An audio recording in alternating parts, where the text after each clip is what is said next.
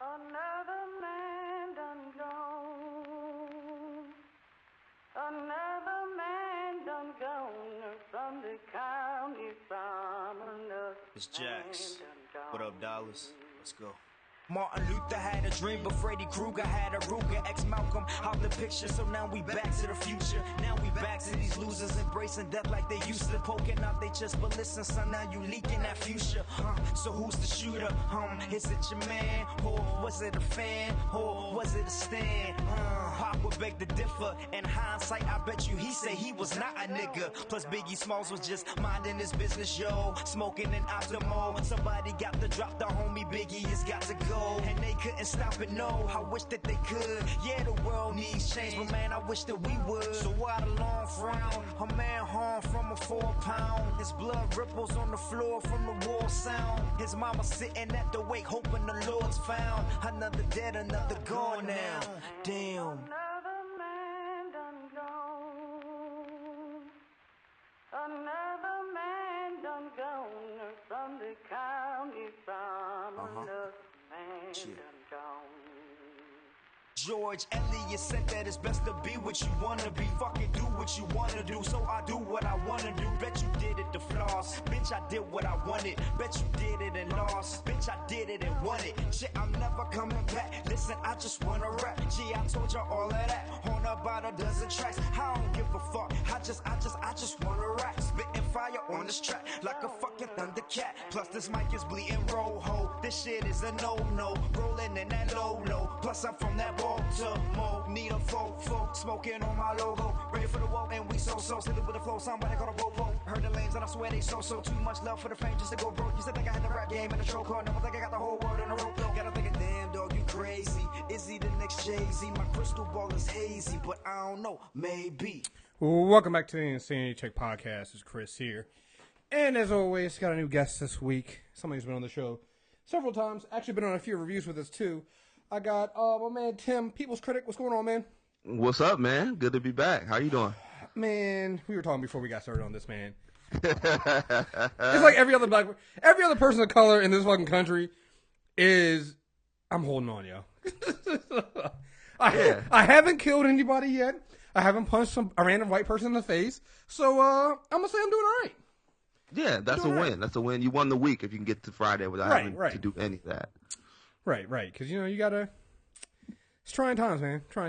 So, we got several things we got into. I'm going to try not to... I'm not going to lie and say there's not going to be any of this other shit that's going on and the depressing shit that we got to address. There will be. But we're going to try to get some fun stuff out of the way first. Before we do any of that, and I get into what Tim's been up to, I want to go in and get our sponsor stuff out of the way. So this show is being sponsored by Susan Berry, the Pool Law Firm, which is located in Silver Spring, Maryland. You can find Troy Poole and Susan Berry are excellent attorneys in the Maryland, D.C. area. They are from the D.C. and Maryland area, so if you're in the DMV, please check them out.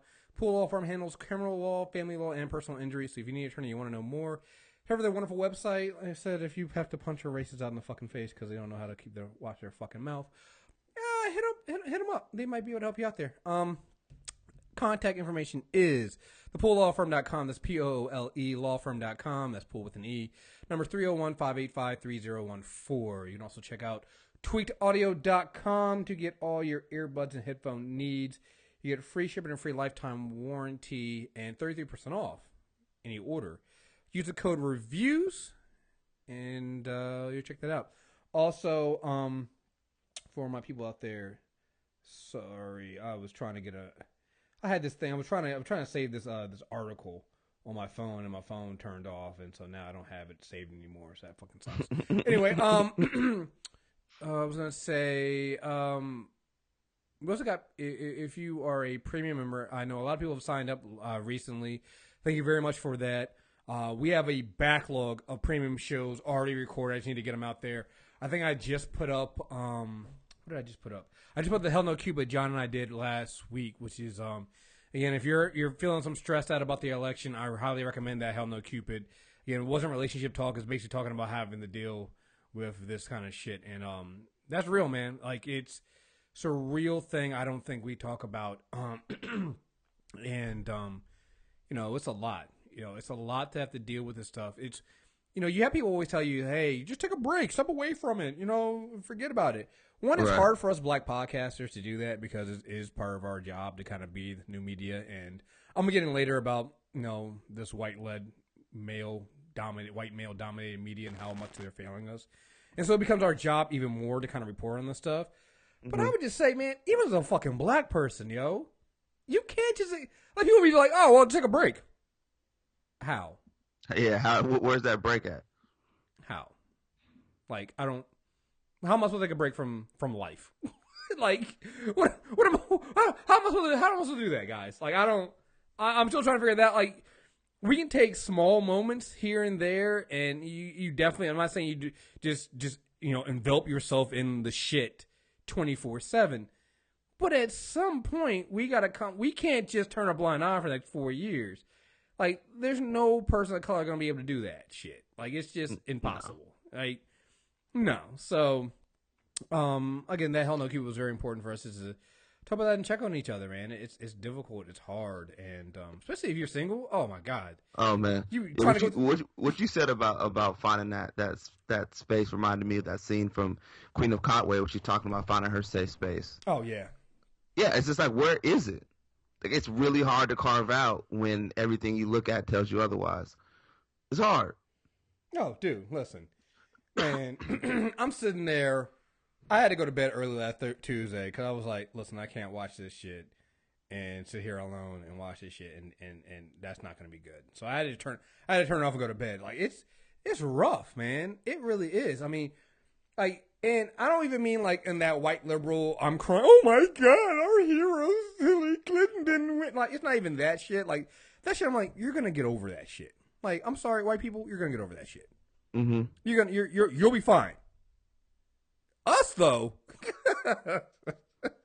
this was one of those, it was depressing, or more depressing, like, oh, God damn it. Here we go again. Yeah, here we go again. You know, it just hit me. I was talking to Aaron from Black Astronauts yesterday, and we were talking about this, because this podcast was talking about this stuff.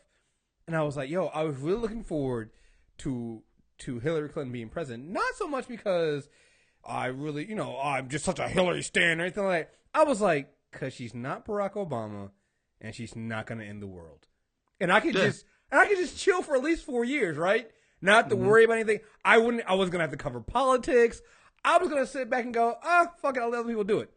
Now, I'm like, God damn it, man. God damn it. Yeah, it's impossible not to cover this stuff. Right. It's oh my God, it's terrible. But if you don't got that, we got later on today or tomorrow, I'll put up the combo book club we had for More Than Meets the Eye. I know Deepam just did a character corner. He did another interview with James Roberts. You really want to check that out and get ready to pick up the Lost Light, the next series in that storyline coming out, I think next month. I think it's in December. And again, I have a Scare Stalls there where we talk about the Haunted Forest we went. We got myself, Petty. Hey, those Haunted Forests are crazy. Listen, dude. This is my first time ever going to one, right? We went, it was myself, Petty, her roommate, and then Phenom and Ashley. Dog. Man. It was the most fun I've ever had. Yeah, those things are legit. We went to one. It was me and my homegirl Leah and my friend Keisha and her husband. Her husband's really tough, you know, East African, hella macho, right? So his wife is into horror, so she goes first. She's like, but when you walk through the opening, it was like this, these big inflatable bubbles. So you kind of had to squeeze in. Like I had to take my glasses off to go through. Right. So we had to squeeze in. So she goes first. Leah goes second. And then he's like, I'm not going. I was like, hey, man, your wife is in there, dude. You kind of got to go now. Right. You can't let your wife go in front of you and then not go. Yo, he didn't want to go. But I was like, man, you got to go. So he went. But, man, we got in there. The setups they had were crazy. Like, they had, like, a bunch of, like, horror scenes set up. Mm. And one of them was, like, a guy in a hospital bed. And he was, like, bloody. He was screaming. I was like, man, where's the doctor? This dude came out of nowhere. It scared the hell out of my friend, man. Yeah, it was good stuff, man. You go all the way through it. Yeah, I like him. Yeah, man, it was fun. Like, so we got that. I'm I'll put that up. We got, excuse me. So we, it was really dark, and they scared the shit out of people. It was great. So we got that coming up. I know I have a new Docu-Drunks episode coming out. That'll probably come out next week. So I'll probably put that out. And then I know Deepalm and I are going to be recording finally recording the spoiler review for Doctor Strange. So all that stuff is coming up on premium stuff, including the stuff that's already there. And I'm going to try to get a few more things in for December before we round out this 2016. And we already lined up stuff for 2017 as well. So keep an eye out for that stuff. It'll be fun. So sign up. Again, $8 a month. Get all this extra stuff. And, you know, I know the insanity check gets kind of depressing sometimes. So that is a good way of getting all this other stuff out there that we talk about and have fun. And it's a good way to take your mind off of things. Because, yeah, we need to. I think the next 4 years, the way to survive the next 4 years is, finding that safe space is going to be finding places you can go with your mind and take your mind off of things. Just for, I mean, it doesn't mean to forget them completely, act like they weren't there, but just to take a small little break. Yeah, those breaks are necessary, man. You can't be keeping all that stress on your mind all the time. Absolutely. So we got that coming in, and if you've heard, you might have heard in the mic. Yeah, I'm drinking. Listen, I've already resigned the fact that the next 4 years it's gonna be a lot of day drinking going on, and I just gotta. I thought I was past that phase. I thought I was gonna take my last drink at during the shows then, and no, we're gonna be going full force with day drinking with shows. So strap in for that, guys. So. All right, let's get into this. I'm gonna start with a lighter note to kind of go. A lighter note, yeah, lighter note. Actually, you know what? Before we get into that, man, I want to ask you because it's been a while since I had you on the show. What have you been up to, man? Because I know you've been seeing a lot of movies. Man, I've seen way too many movies, dude. It's been a good year, actually. I mean, as bad as things have been, it's actually been a pretty good year for movies, yo. You know, it's funny that the summer just wasn't the summer that I think people are used to. Oh yeah, where there was some genre-busting blockbusters that dominated. Mm-hmm. But we were talking. I saw La La Land the other day, and before La La Land, we were talking about what we liked this year, and it was all these smaller movies, like Hell or High Water, Green Room, Moonlight, just to name a few that really sort of stuck out and were really great cinema, and were different and unique and gripping and emotional. So we've got a lot more of those than we have, like, something like Edge of Tomorrow or, I mean, I really did love Civil War, but to me that was like the only big kind of blockbuster that really, to me, like nailed it. Mm-hmm. Oh yeah, but, I just funny you mentioned La La Land. We got like 3 different screeners for it coming up, so it was pretty good. I saw I'd never heard anything about it, but I saw the cast and was like, yeah, it sounds like it might be one of those movies you gotta check out. Yeah, it's gonna get nominated for all the Oscars. It's got all the all the marks. I don't know how much I can say because of embargo, but right. Yeah, it's got all the marks you need for an Oscar movie. It's a musical, so if people don't love musicals, I would still see it. Oh, that's me. Okay, I'll send Phenom. But even as someone like myself who doesn't love musicals, it still is really entertaining and fun. Well, as Deepalm says, I hate joy, so there's a lot of joy in it. Yeah, I don't know if I'm feeling it. Yeah, I'm seeing it's got Emma Stone and Ryan Gosling in it. So yeah, they gave us 3 different screeners for it, and all of them are in theaters that are just not easily accessible. So we'll see about that one. I saw Allied Thursday, so I have to do a review for that next week. Yeah, I mean we got a ton of I think people always think that we always get the big movies, but there's always a ton of other ones we get, and we're doing I think Phenom just saw The Edge of 17.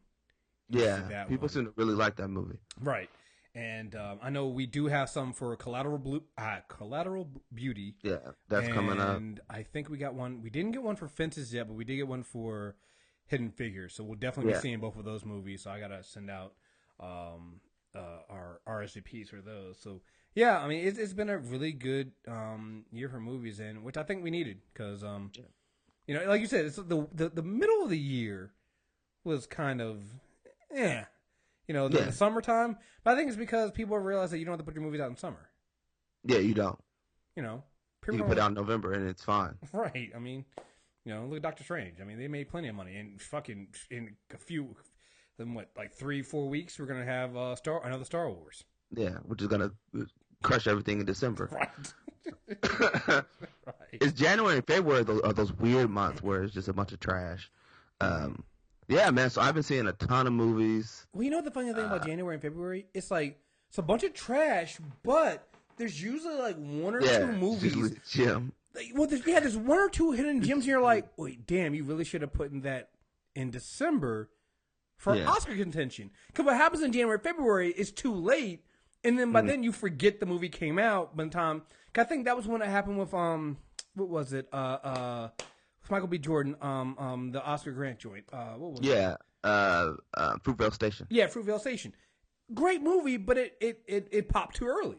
Yeah, way too early in the year. Yeah, and so people forgot about it, but it was a great movie, and you know, so it's one. Yeah, January and February are still those time of the year where everybody's trying to figure it out, and like nobody wants to put their really good movie there if they're trying to get the Oscar stuff.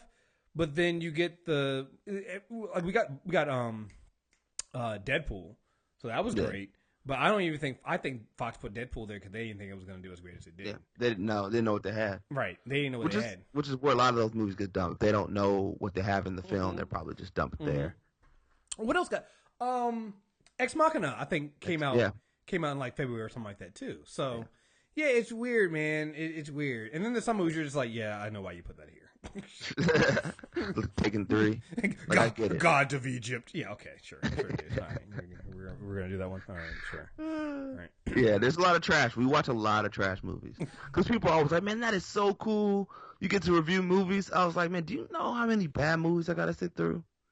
Listen, I've been taking my time to be like, I just can't do it. Like I just like sometimes I gotta draw the line, and I'll try to get myself to do at least 4 or 5 in a month. But after that, I'm just like, man, I don't know if I feel like work. Because now I'm working like 9 to 10 hours. I don't know if I want to work 9 to 10 hours and go and sit in the theater for 2 hours to watch some trash. That's a long day, man. That's a fucking long ass day. And don't let it be Tuesday, because then I got to come back home and at least watch 1, maybe 2 episodes. I know. Get on Flash. And goddamn, starting in January, it's going to be 3 fucking episodes because they're going to put Legend of Tomorrow at 9 o'clock on Tuesday. So they're moving it to Tuesday. Yeah, they're moving it to Tuesday, man. Wow. We are not changing our schedule. Like Legend of Tomorrow will be reviewed with Arrow on Sundays. Keep going. Like you're gonna suck that shit up. Yeah, that's a lot. That's a lot. Yeah. So yeah. What a time to be alive, right? So yeah, I know, right? It is actually really cool to see all these shows on television and the way they're fleshing out all these stories. And it's put a lot of pressure on DC and Warner Brothers to actually do something good with their films. Mm-hmm. Hopefully they do it. I'm not a believer.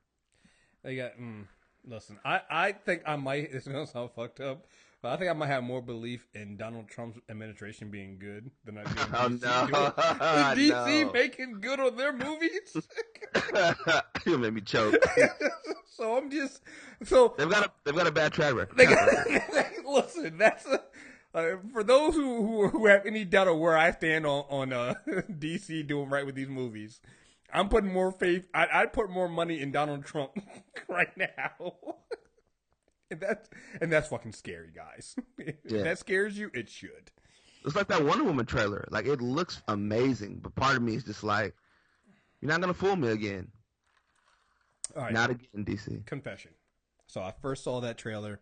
It's like, oh, you know what? You know, I was in the same boat. Hey, look, you're not gonna fool me again.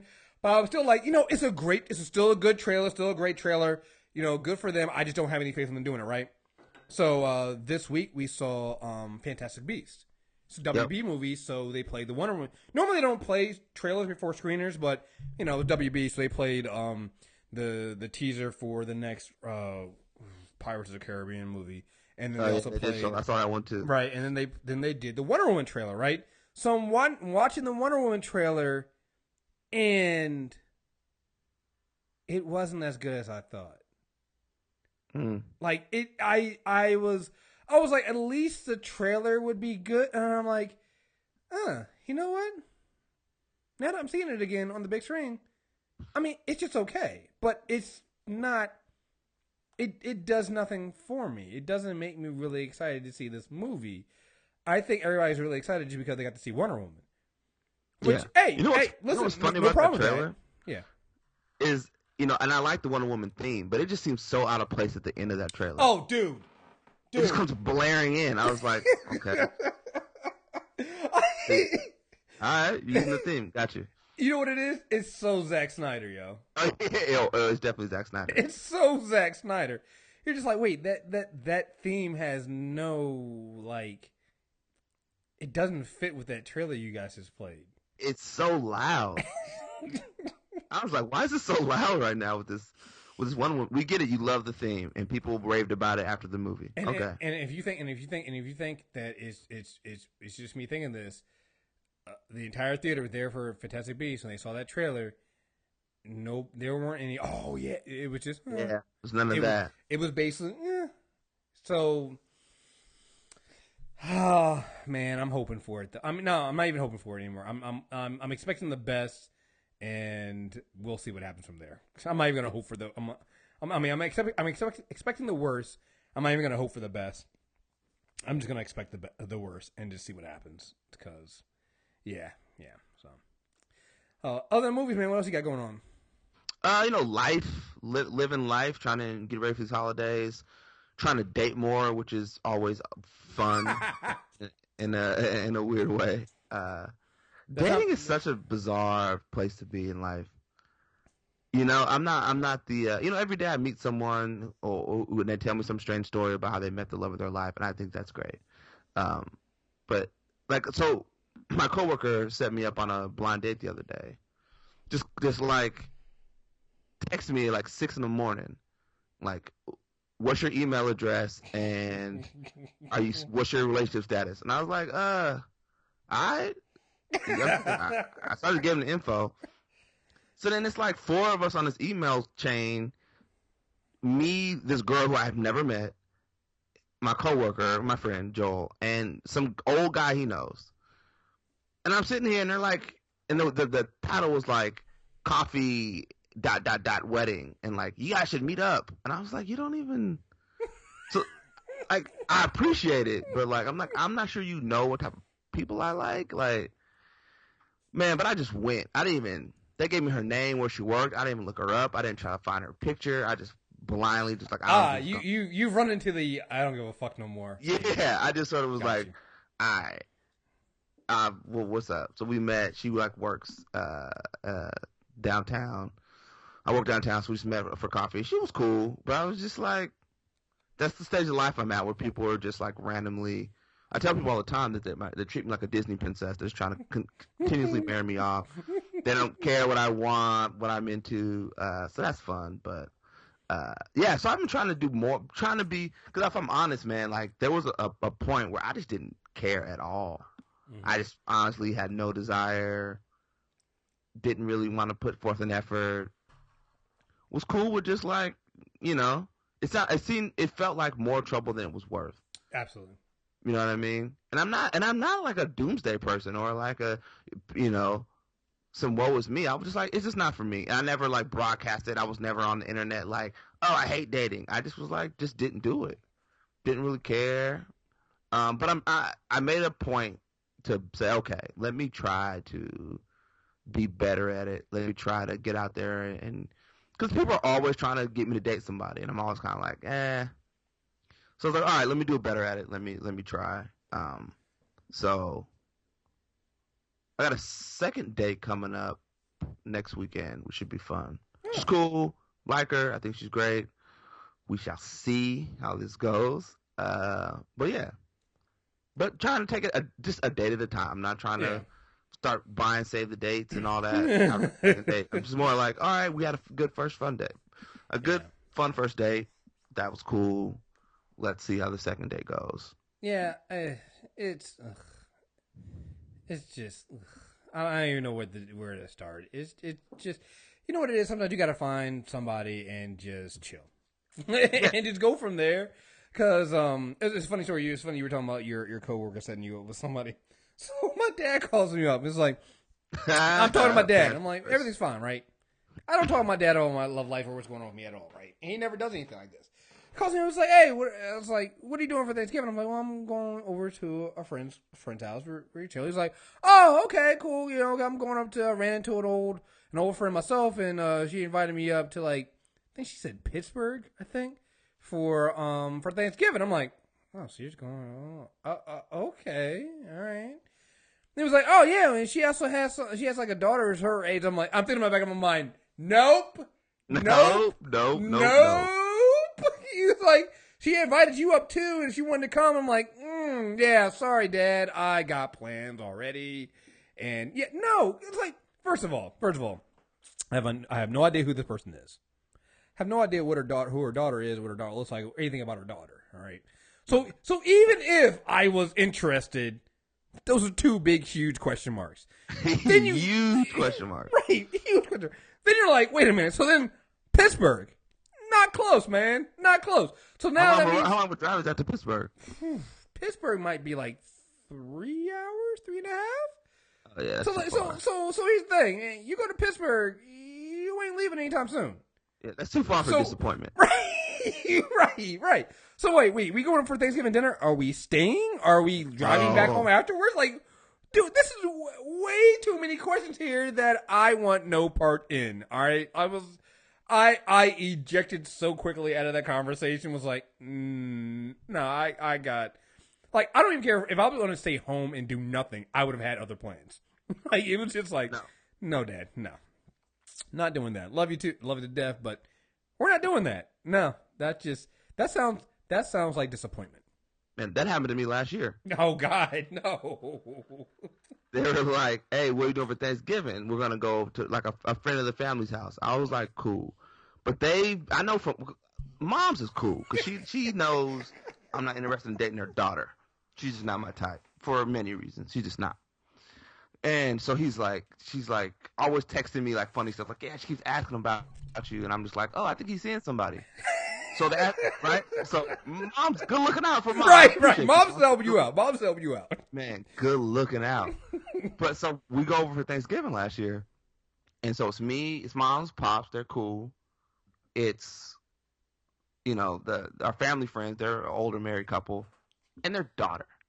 That's it. There's no one else. I thought it was going to be some other people from their church, maybe their son. No. Set up. Just the six of us. Set up.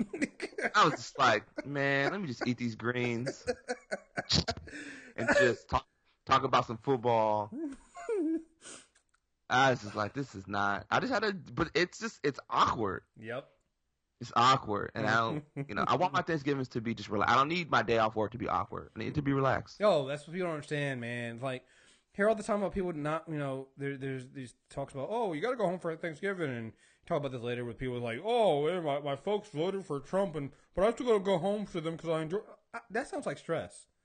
Yeah. Forget the fact that you're going home to break bed with bigots. It sounds like stress, and I can't do stress on Thanksgivings, man. I can't do like you said, stress on your day off.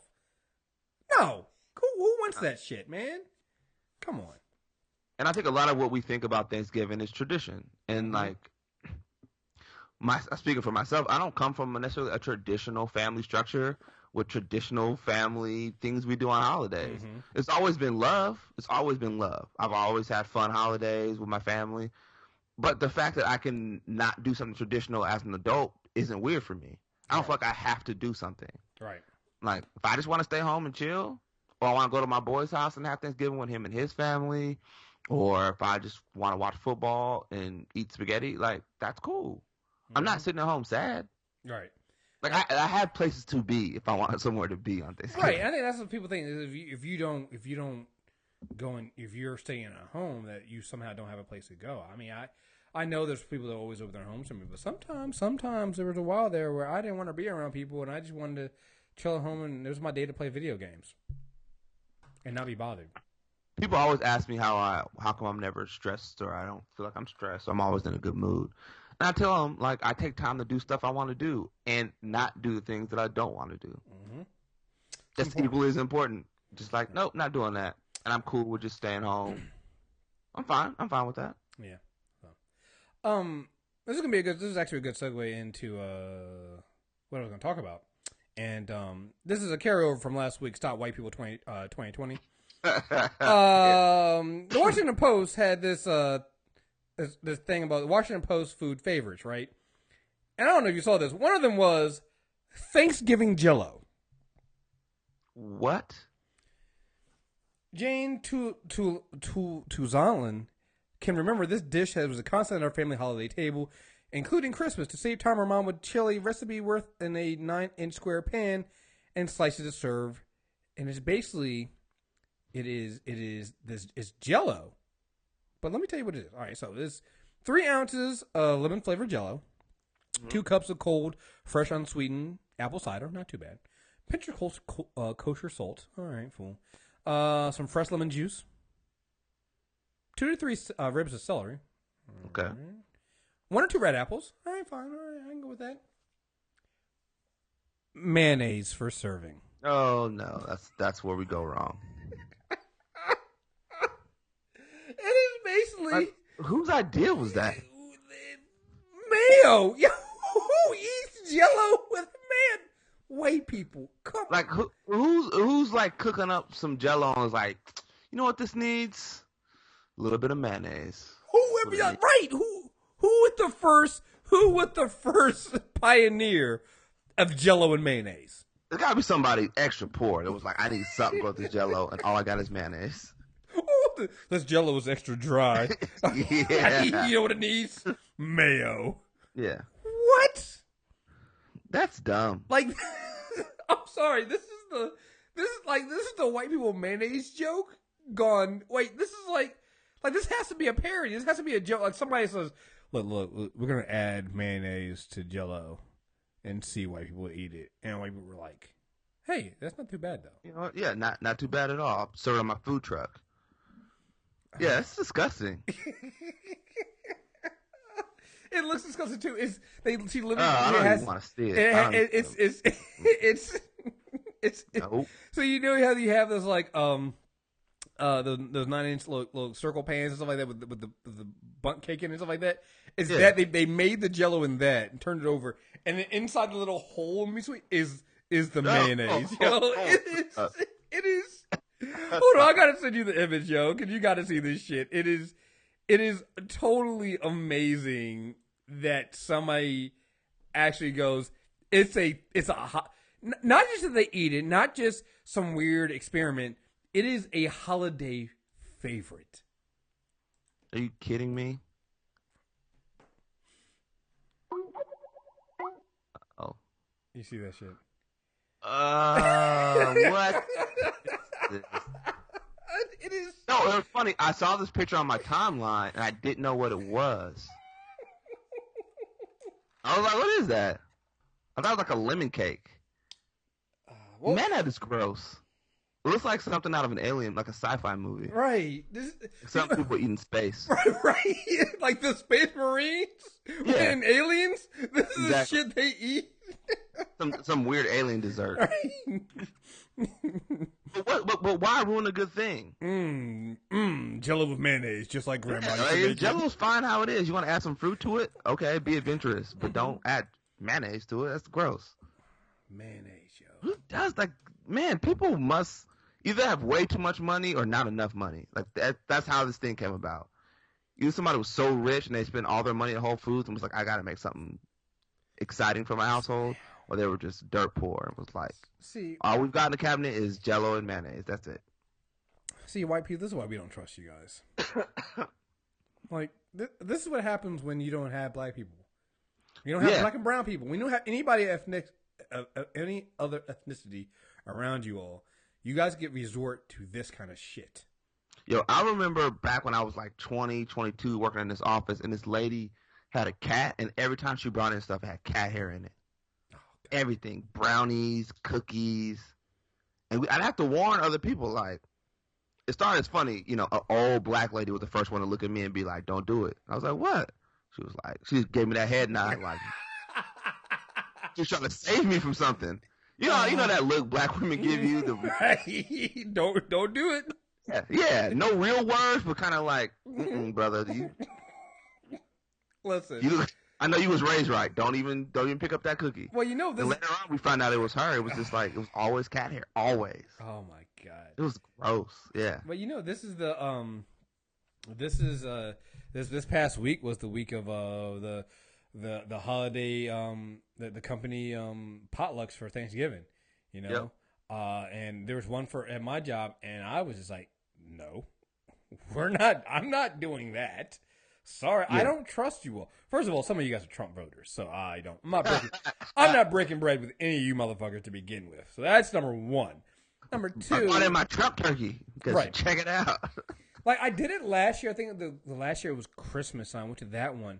And the reason why I went to that one, it was kind of potluck, but they also ordered from, like, a local restaurant and had, like, ribs and things like that. So I was like, cool, I'm eating that shit, right? I'm going to eat that shit you get from – you bring something from a restaurant, I'll eat that. I'm not eating something from your nasty-ass place. I can't remember who was on Facebook posted this image, but it was like somebody literally brought their food for the company potluck in a emptied-out cat litter oh, no. Right?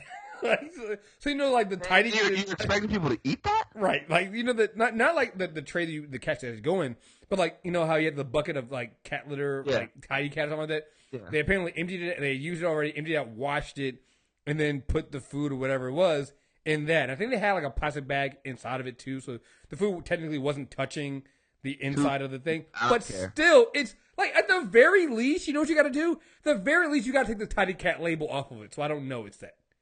Listen, I don't trust your food if you can't afford to get the appropriate containers for it. Dog! Yo! Come on. Like, I don't do it. Like, fine, I'll bring in some Jello. I'll just put in a urinal and just bring it in and say, look, this is fine. You can eat out of that little urine thing. It's fine. It's clean. Right. I made Jello. What's the big deal? It's a container. Yeah, I made it. Disgusting. What's wrong with people? I made Jello out of a urine pan. It's like, what? Yeah. What is it? Put Jello in there. It's clean, though. It's clean. No, like you said, it's not like the proper containers to hold stuff are expensive. No. If you're good at making this kind of stuff, I assume you have it at your house. That's the thing too. It's an assumption. If this is something you make regularly, I'd assume you have the normal things used to make it. Like, I wouldn't think you wouldn't have that. Well, isn't that also the sign, right? Because like if it makes me nervous when you made something and you weren't prepared to hold it, and so you had to put it in a tidy cat. Like that speaks volumes to me. That somehow it's either your very first time, which is a no, or you don't know what you're doing, which is an even bigger no. Yo, we had a dude who all he did was talk up his chili. Oh man, y'all gotta try my chili. Man, that was so nasty. Like everyone took some because he talked it like he was Mr. Chili Maker, and it was disgusting. And there was still like a whole pot of chili left after the event. Oh man, you don't want any more of my chili? No, I think I'm all right. I don't want to take any home. I don't want to give any to my dog. No, I'm good. Right? I don't want. I'm gonna feed Maximus this bullshit. What the fuck? Yeah. Maximus gonna come over, take one sniff, look at you like, look at this. Yeah, what, trying to kill me? Right. Yeah, it was gross, but that's what you get for people just talking all that trash about how good of a cook they are. But I'm thankful in my office, man. There's some people in there who can really cook, so I trust them. Mm-hmm. Other people in our office, I don't know. But they're on the list. But that's the thing too, right? That also leaves that awkward moment when somebody comes over. It's like, you should try this, and you either don't want to try it, or you've been warned not to eat it, and they're looking at you, waiting for you. Like, I don't. Listen, we don't talk enough in our culture about how bad food can really ruin your mood. Dude. Like, it can put you in just like good food can put you in a great place. Mm-hmm. Like, bad food can really set you back until you have some other food. Like, it's rough. I've had some bad food and be like, you know what? This the whole day of shit. Like, I had a horrible taco. I just need to go home. Mm-hmm. Yeah, it's horrible. It's worse when you have to pay for it at a restaurant. But trying someone's nasty cake or disgusting cookies, or this girl, my friend makes fun of me to this day. She made me brownies for my birthday, but it was like sugar-free brownies. Man, they were not. Man, bless her heart. She was a very sweet young lady. We're still friends now, but man. But But here's the thing. On the flip side, my friend Katie made me some. She makes these chocolate mint brownies that are amazing. So I just assume like, oh, another baked good. This is probably amazing, just like my friend Katie's are amazing. Nope, disgusting. they tasted dry. It was just. I was like, what did you make this on one of those little fake kid ovens that doesn't really work? This is gross. Man, this is why I don't talk about food. I never talk about my food. I make it.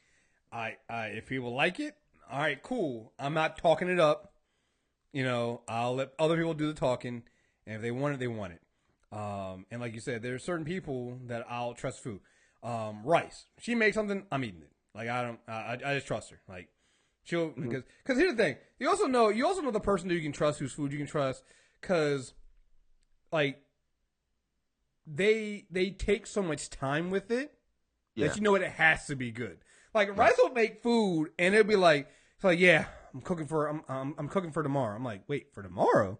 Yeah, you know I gotta smoke this meat tonight and then I'm like okay that's gonna be good. All right.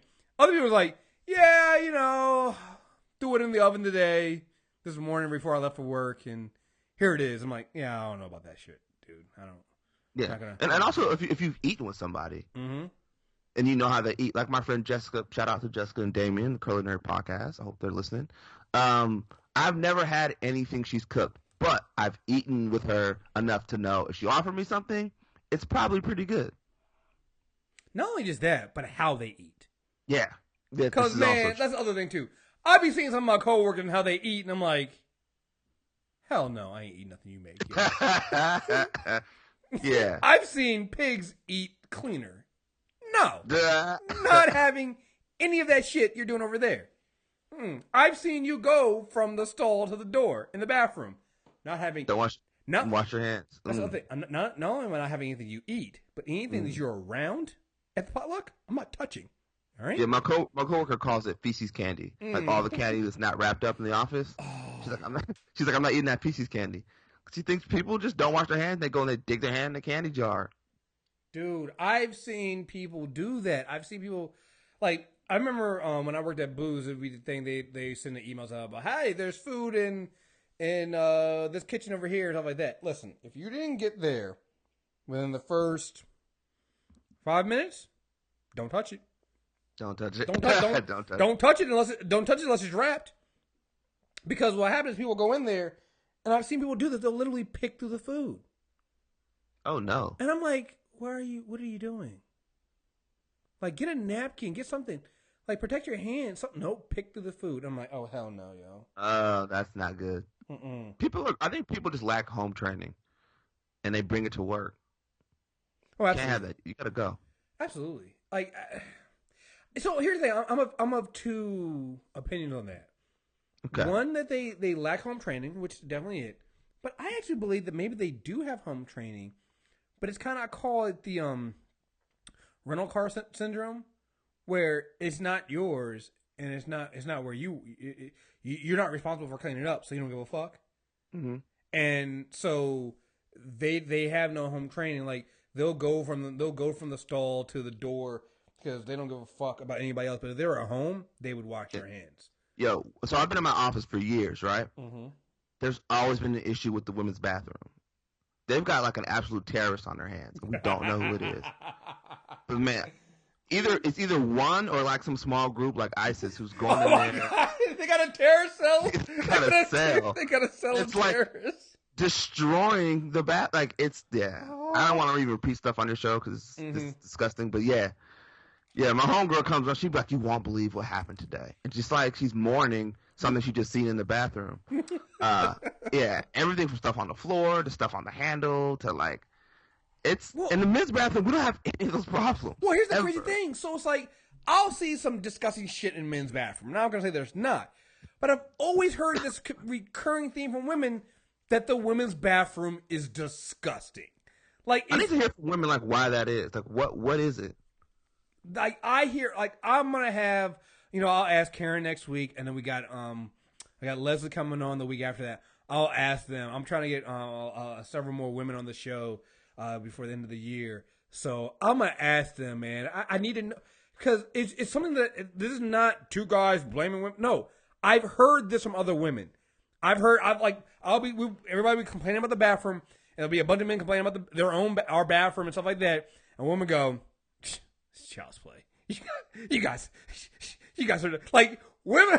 Like if there's a bunch of guys talking about how nasty the bathroom is, there'll be a woman over in the corner listening like that old dude in the movie. Oh, hold on, I just lost Tim.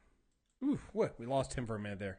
Yeah, I'm back. We were talking back. about bathroom terrorists. Yeah, man. But I'm saying it's like, if you're a bunch of men sitting around talking about how bad the bathroom is, there's always that, like, you ever see that it's like that scene in the movie where there's that one grizzled war veteran in the corner goes, "You men haven't really seen horror." And there'll be that one woman going, "You men have seen nothing. You haven't seen the horror I've seen in the women's bathroom." And she starts talking about shit, and you're like, yeah, it's not that bad with us. And yeah, I've heard so many women say that the women's bathroom is disgusting sometimes. I never want to go in one now. No. Well, the thing, good. when you were in elementary school, right, it was always like, oh, I want to go into the women's bathroom. It's so much, they got so much nicer and blah, blah, blah. And then you start hearing the horrors that happen in the women's bathroom. You're like, no, I think I'm fine. I think I'll deal with what we deal with in our bathroom, and I'll leave it there. So it sounds really disgusting. Hopefully your next few guests can give you some answers. Yes, I definitely gotta ask. I'm gonna put them on the spot and go from there. So, all right, let's move on and get into some of this other shit going on here. We're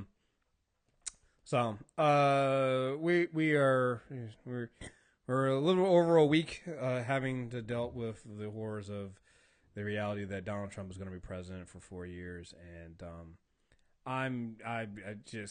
there's so much fuckery going on here, and a lot of fuckery and the first thing I want to deal with is so you hear the safety pins thing going on? Yeah, I've seen that. Yeah, white liberals and they're being safed and want to put the safety pin on to show that they understand our plight and the plight of the marginalized, and they're going to represent them being an ally and being safe. Stop. Just stop. Like, you know what this reminds me of? This reminds me of, having to give parents a gold star to signify that they are a good parent. Right. Motherfucker, you shouldn't have to wear a safety pin because you should already be... Like, the fact that you need to wear a safety pin to show that you are an ally as a white person should tell you that your fellow white people suck.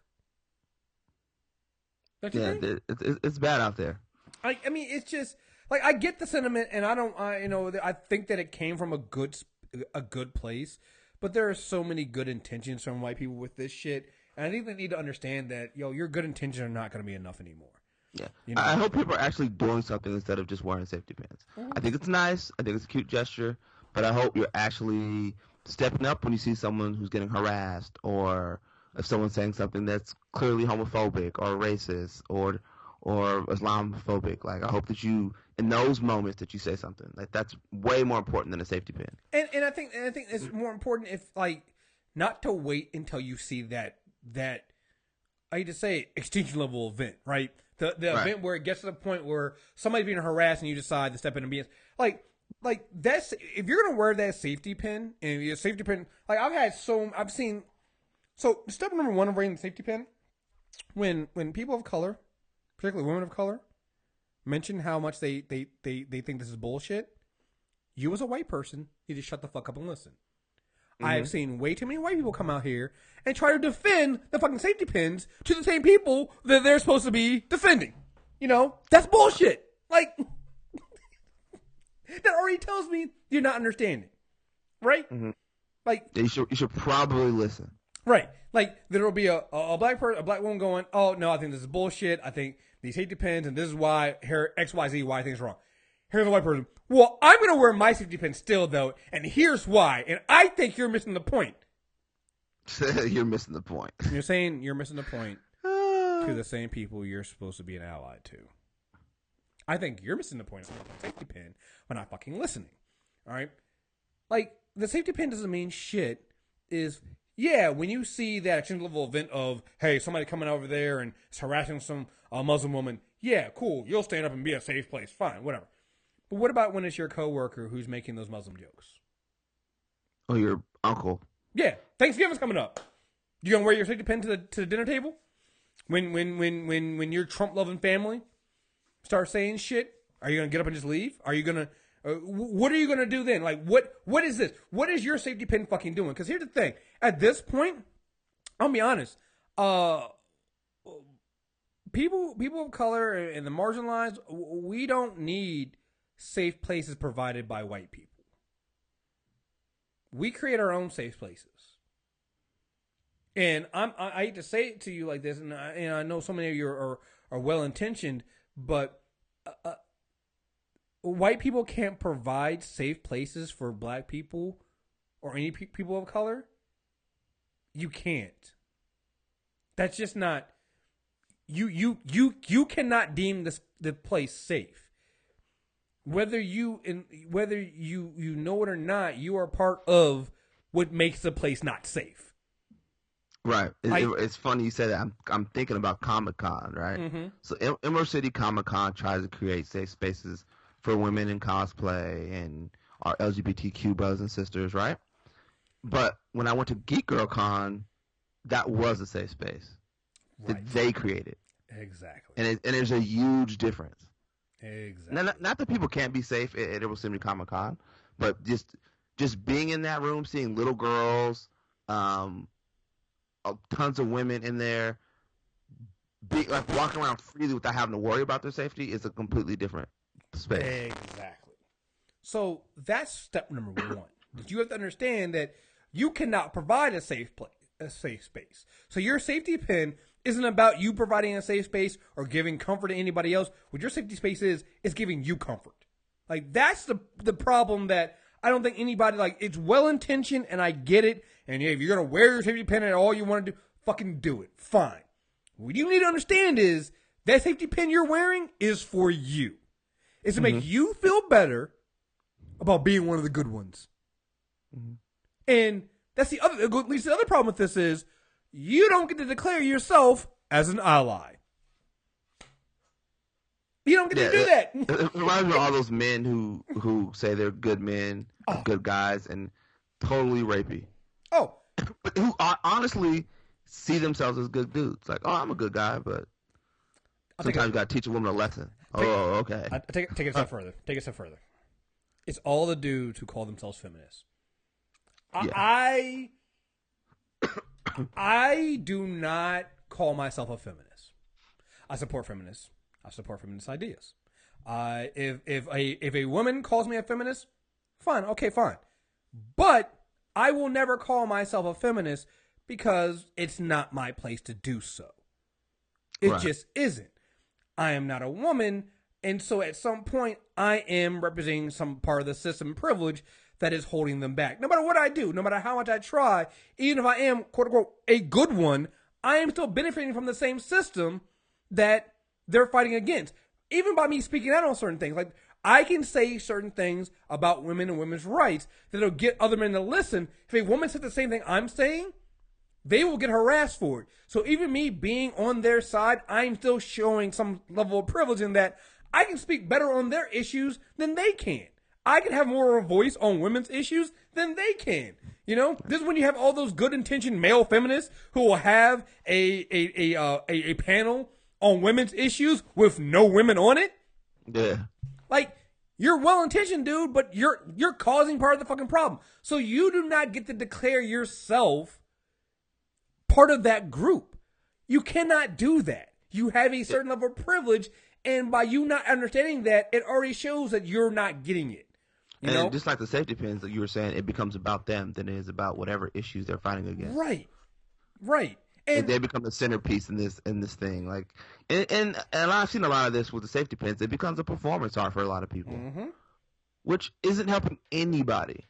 Oh man, they started selling on Etsy and things like that. There was a necklace for like $200. Yeah, oh my god, it was was it Vanity Fair? They had the article on stylish ways to wear your safety pin. Get the fuck out of here! It's not supposed to be stylish. People are It's not concerned supposed to about be being deported, and you're concerned about how stylish it looks to say that you're an ally for those people. I swear to God, they had like a Michael Jackson jacket with a bunch of safety pins on it. I wanted to throw my laptop across. I wanted to throw my laptop across the fucking room, yo. I was just like, it's not supposed to be about that, you know. And Yeah, just like some of those, fashion. and just like some of those male feminists are only feminists in name only, so they can get in on the crowd and feel for themselves and get in there, but still represent, you know, a lot of misogynistic ideals. Yo, some of y'all are the same way. And it comes out when you're talking. And when you get pushback on the safety pins, them real feelings and that real underlying liberal racism pops out. And I go, I was waiting for that. Yep. Oh, you voted for Obama, so you can't be racist. Okay, sure. That's what that is. Okay, sure. Oh, you're wearing a safety pin, but you think we can't call all Trump supporters racist. Okay, cool. Yeah, you're fucking part of the problem. You do not get to do that. But the internet has allowed everyone to feel like an expert on everything. Mm-hmm. I don't know if we're gonna end up talking about Von Miller, but yeah, I had a whole discussion in our group thread. Oh yeah, I got him for the last year. We're gonna save him for yeah, last. And it was the same thing. Like the internet doesn't make everyone an expert on what's happening. Right. No. Like if you're one of these people out here who wants to help, like if I can say anything that's encouraging, like just take a step back and listen to what people have to say before you say anything. Mm-hmm. Just listen to what they have to say. Mm-hmm. And if everyone's disagreeing with what you have to say, maybe you're wrong. And if the people that you're supposed to be sworn to help are telling you wrong, maybe you're fucking wrong. Maybe you're wrong. Maybe you need to take a step back and shut the fuck up and listen, right? And if you care to help, being wrong shouldn't be the worst. It should be the best thing to happen to you. Someone directing you, turning you in the right direction, saying no, it's this way. And you know the biggest pusher-backers from this I've seen, and there's been a lot of white men doing it too, but they're generally terrible. It's been white women. And for anybody out there who's having to deal with white feminists who are coming up and go, oh, and they don't like but not all white people. So here's what I figured out. I figured out a great way to reach white feminists and make them understand. You have to put it in context of sexist white dudes for them, right? I started doing that, and all of a sudden, white feminists have been leaving me alone, and they go, okay, I get it now. Like, because they were like, oh, you can't say all white people. You can't say stop all white people. That's racist. I'm like, so, you're a feminist, right? Yeah. All right. So when you say men represent a threat to women, and you say all men do this, and all men contribute to this patriarchal society, is that different? Silence. Because then they get it, right? Because now and I hate to do this way, but you got to go back to centering them. So when you center them and go, it's the same thing you guys do with men. And I'm not saying you're wrong when you do it with men. You are absolutely right. We as men represent a threat to women. We are terrible. We do. Right. So when you say something about men, all men, we men need to shut the fuck up. Listen. Same thing with the men who come in. Like, you'll hear from feminists all the time. They are very, very... They become very, very, this is black and white feminists, have become very, very suspicious of men who declare themselves to be feminists. Mm-hmm. Because they see through that bullshit, right? There's a lot of men who are just saying that shit just so they can get, they can get on the inside. So they can be like, oh, see, I'm one of the good ones. The male feminist is the new, I'm a good guy. And you see that, right? So you flip that on them and like, same thing with you all and black people. You want to declare yourself an ally, and you can't do that. I don't know you. You know, oh well, I feed the poor and I teach and I do. I don't give a fuck. That doesn't mean jack shit. Being an ally isn't just having a strong opinion about something. Nope. That's not it. The other thing you can ask them is what they're doing to dismantle their white privilege and systemic racism. You always get silence on that one too. They say nothing. Yeah, my sister always gets in an argument with her friend's husband who says white privilege is a myth. Mm-hmm. I think she wants to shoot this dude because he's always saying something reckless. He's always being reckless, man. I'm like, he's gonna say something to the wrong person, and he's gonna catch these hands. Mm-hmm. Mm-hmm. Yeah.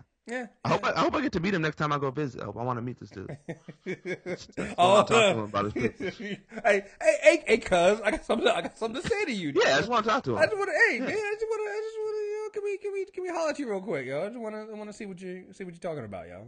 Yeah, he makes like sarcastic privilege comments, and he's someone who inherited some business from his dad. Yeah, he's that guy. Who's like, oh, well, my privilege got me this. He's like, you run your dad's business. Mm-hmm. Yeah. Yeah. Speaking of privilege, this goes into the thing.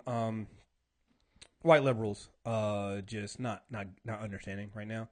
Here's our boy Jon Stewart, and listen, I will say this on he sat down with CBS Morning, and the whole entire interview is like almost 6 minutes, and I will say outside of this part about the play, he says a lot of good right things, but white liberals have been really failing me on what John and John. I'm playing Jon Stewart here because it really drives home what I've been hearing a lot from a lot of white liberals, and it's been driving me crazy. And we also have to caution ourselves to the complexity of that history. I thought Donald Trump disqualified himself at numerous points. But there is now this idea that anyone who voted for him has to be defined by the worst of his rhetoric. Like, there are guys in my neighborhood that I love, that I respect, that I think have incredible qualities, who are not afraid of Mexicans and not afraid of Muslims and not afraid of blacks. They're afraid of their insurance premiums. In the liberal community, you hate this idea of creating people as a monolith. Don't look at Muslims as a monolith. They are the individuals, and it would be ignorance. But everybody who voted for Trump is a monolith, is a racist. That hypocrisy is also real in our country. All right, John. I like you, John. I do. What's the best of his rhetoric? Huh? He says, people that identify with the worst. Okay, what's the best of it? Right. I don't, that's the thing. So early in the thing, he talked about how Donald Trump, early in the interview, listen to the whole interview. I'll make sure I put the whole interview into the show notes. He talked about how Donald Trump never talked about what was good about America. So that's the thing. I'm like, well, that's the part that's missing, right? So you can't tell me that Trump supporters voted for him hoping for the best when Trump never gave them that hope. Never. All right? The other thing, too, is I think John falls into this problem, and it's a thing that we've seen with a lot of people who, I want to use homophobia as an example. Whenever I used to talk to black people, my fellow black people, black men particularly, about homophobia, I'm not afraid of gays. Mm-mm. I'm not homophobic. I'm not afraid of gays. That's not, we could call it homophobia. Maybe that's the wrong word for it. But it's not just a fear. Well, the fear isn't of gays. It's more of change. You're afraid of changing your mind. You're afraid of accepting somebody else. You're afraid of upsetting your norm and what's normal to you. That's what the real fear is. Same thing here. You're afraid of having them as part of your community. Right. And I think what Jon Stewart's missing here, and I think a lot of white liberals miss with this, like, you think it's a fear of Muslims, it's a fear of black people, it's a fear of Latinos. No. First of all, there's several things in it. First, some of it is fear of change. But a lot of it also is this feeling of this fear of losing that superiority over them. All right? Like, I'm going to talk about this more later on when we talk about Bernie Sanders and white working class, but the white working class, the reason why they've gone away from the Democratic Party isn't because Democrats haven't talked to them. Democrats have talked to them because they talk to the working class. They talk to black, Latino. They talk to the working class of this country. They don't talk specifically to the white working class because the white working class doesn't see themselves as that working class. They see themselves as a different working class than black and Latinos. They see themselves, as superior to the lowly working. Like, it's black and Latino working class, then it's white working class, then it's middle class, stuff like that. Like, white working class doesn't see themselves as same to us. So when you're talking about the people in my neighborhood, they don't fear blacks. They fear their insurance premiums. No, that's not what it is, John. That's not what it is. And I'm tired of white liberals and white people in general thinking that, once again, they are the arbiters of what is racism. You are not. John, love you to death, but you're still a white man. You're a white man. You do not get to define what is and isn't racist. Yeah, but this idea that, like, your insurance premiums going up is more important than all his other bullshit. Right. Like, that's like these smart, thoughtful people we talk about. That's the thing that they die off the hill is their insurance premiums. Forget everything else. Forget all the hatred. That's fine. But then we also know that they don't really care. They don't really care about the insurance premium because there was another article that came out. NPR talked to people, I think, in Kentucky who voted for Trump but are worried about losing Medicaid. Under Trump.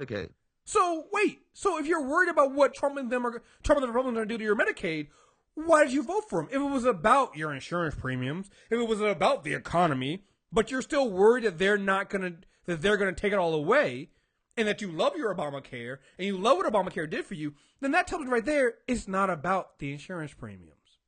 No. Like this idea that, like, I just, it rubs me when I'm seeing so many white liberals. No, you can't call them all racist. It's economic anxiety. I would understand that if Donald Trump was Mitt Romney. If he had an actual plan. Yeah, if he was John McCain. And like you said, and he had actually policy papers, and he actually had a plan and vision for how he was going to do the economy. The difference between Donald Trump is he didn't run on that. He also doesn't have any of that. And what he does have, and what we have seen, goes in opposite of what we've seen. Like, we saw before the election, we saw his tax plan came out, and we saw it was cuts for the top 1%. Right. What was opposite of what Hillary's plan was, which gave relief to this to the working class, period. The working and middle class. So, when you compare the two plans, if it was about the economy, if it was about economic anxiety, then you would have voted for Clinton. Because Trump doesn't offer any of that. So no. Trump doesn't offer them anything but racism and bigotry. Mm-hmm. So if racism and bigotry is the only thing he really ran on, then that's what they voted on. Which is why we say all their vote. Like, here's the thing. I don't think all people that voted for Mitt Romney are racist. We never said that. I think people really struggle with understanding that people in their lives are racist. Mm-hmm. Like, just come to grips with, like, you know some people who you love, who are smart, who are educated, who are also racist. My homeboy was at he's white. He was at Costco the other day, and he texted me. He said, some dude, they were just chumming up at Costco, just, waiting in line. And the guy leans into him and is like, there's too many brown people here. My homeboy was like, what? Like, he didn't know what to say to this dude. This dude just leaned in, like, randomly was like, there's too many brown people in Costco. That's a thing that happens because people are racist. People say those type of things. People probably don't say it to Jon Stewart because they know where he leans. Mm-hmm. So they're not going to sit around and open up and talk about how there's too many Asians or too many brown people. They probably won't say it to his face. But they believe some of these things and they'll vote these things and they'll just sort of shrug their shoulders when something happens. But yeah, when he's as outspoken as he is and as leaning left as he is, no one's going to approach him. No, if I'm in Costco, no one leans into me and says there's too many brown people. Mm-hmm. Doesn't happen to me. Mm-hmm. Right? But if they're not sure where you're leaning, of course someone leans in and says that to you.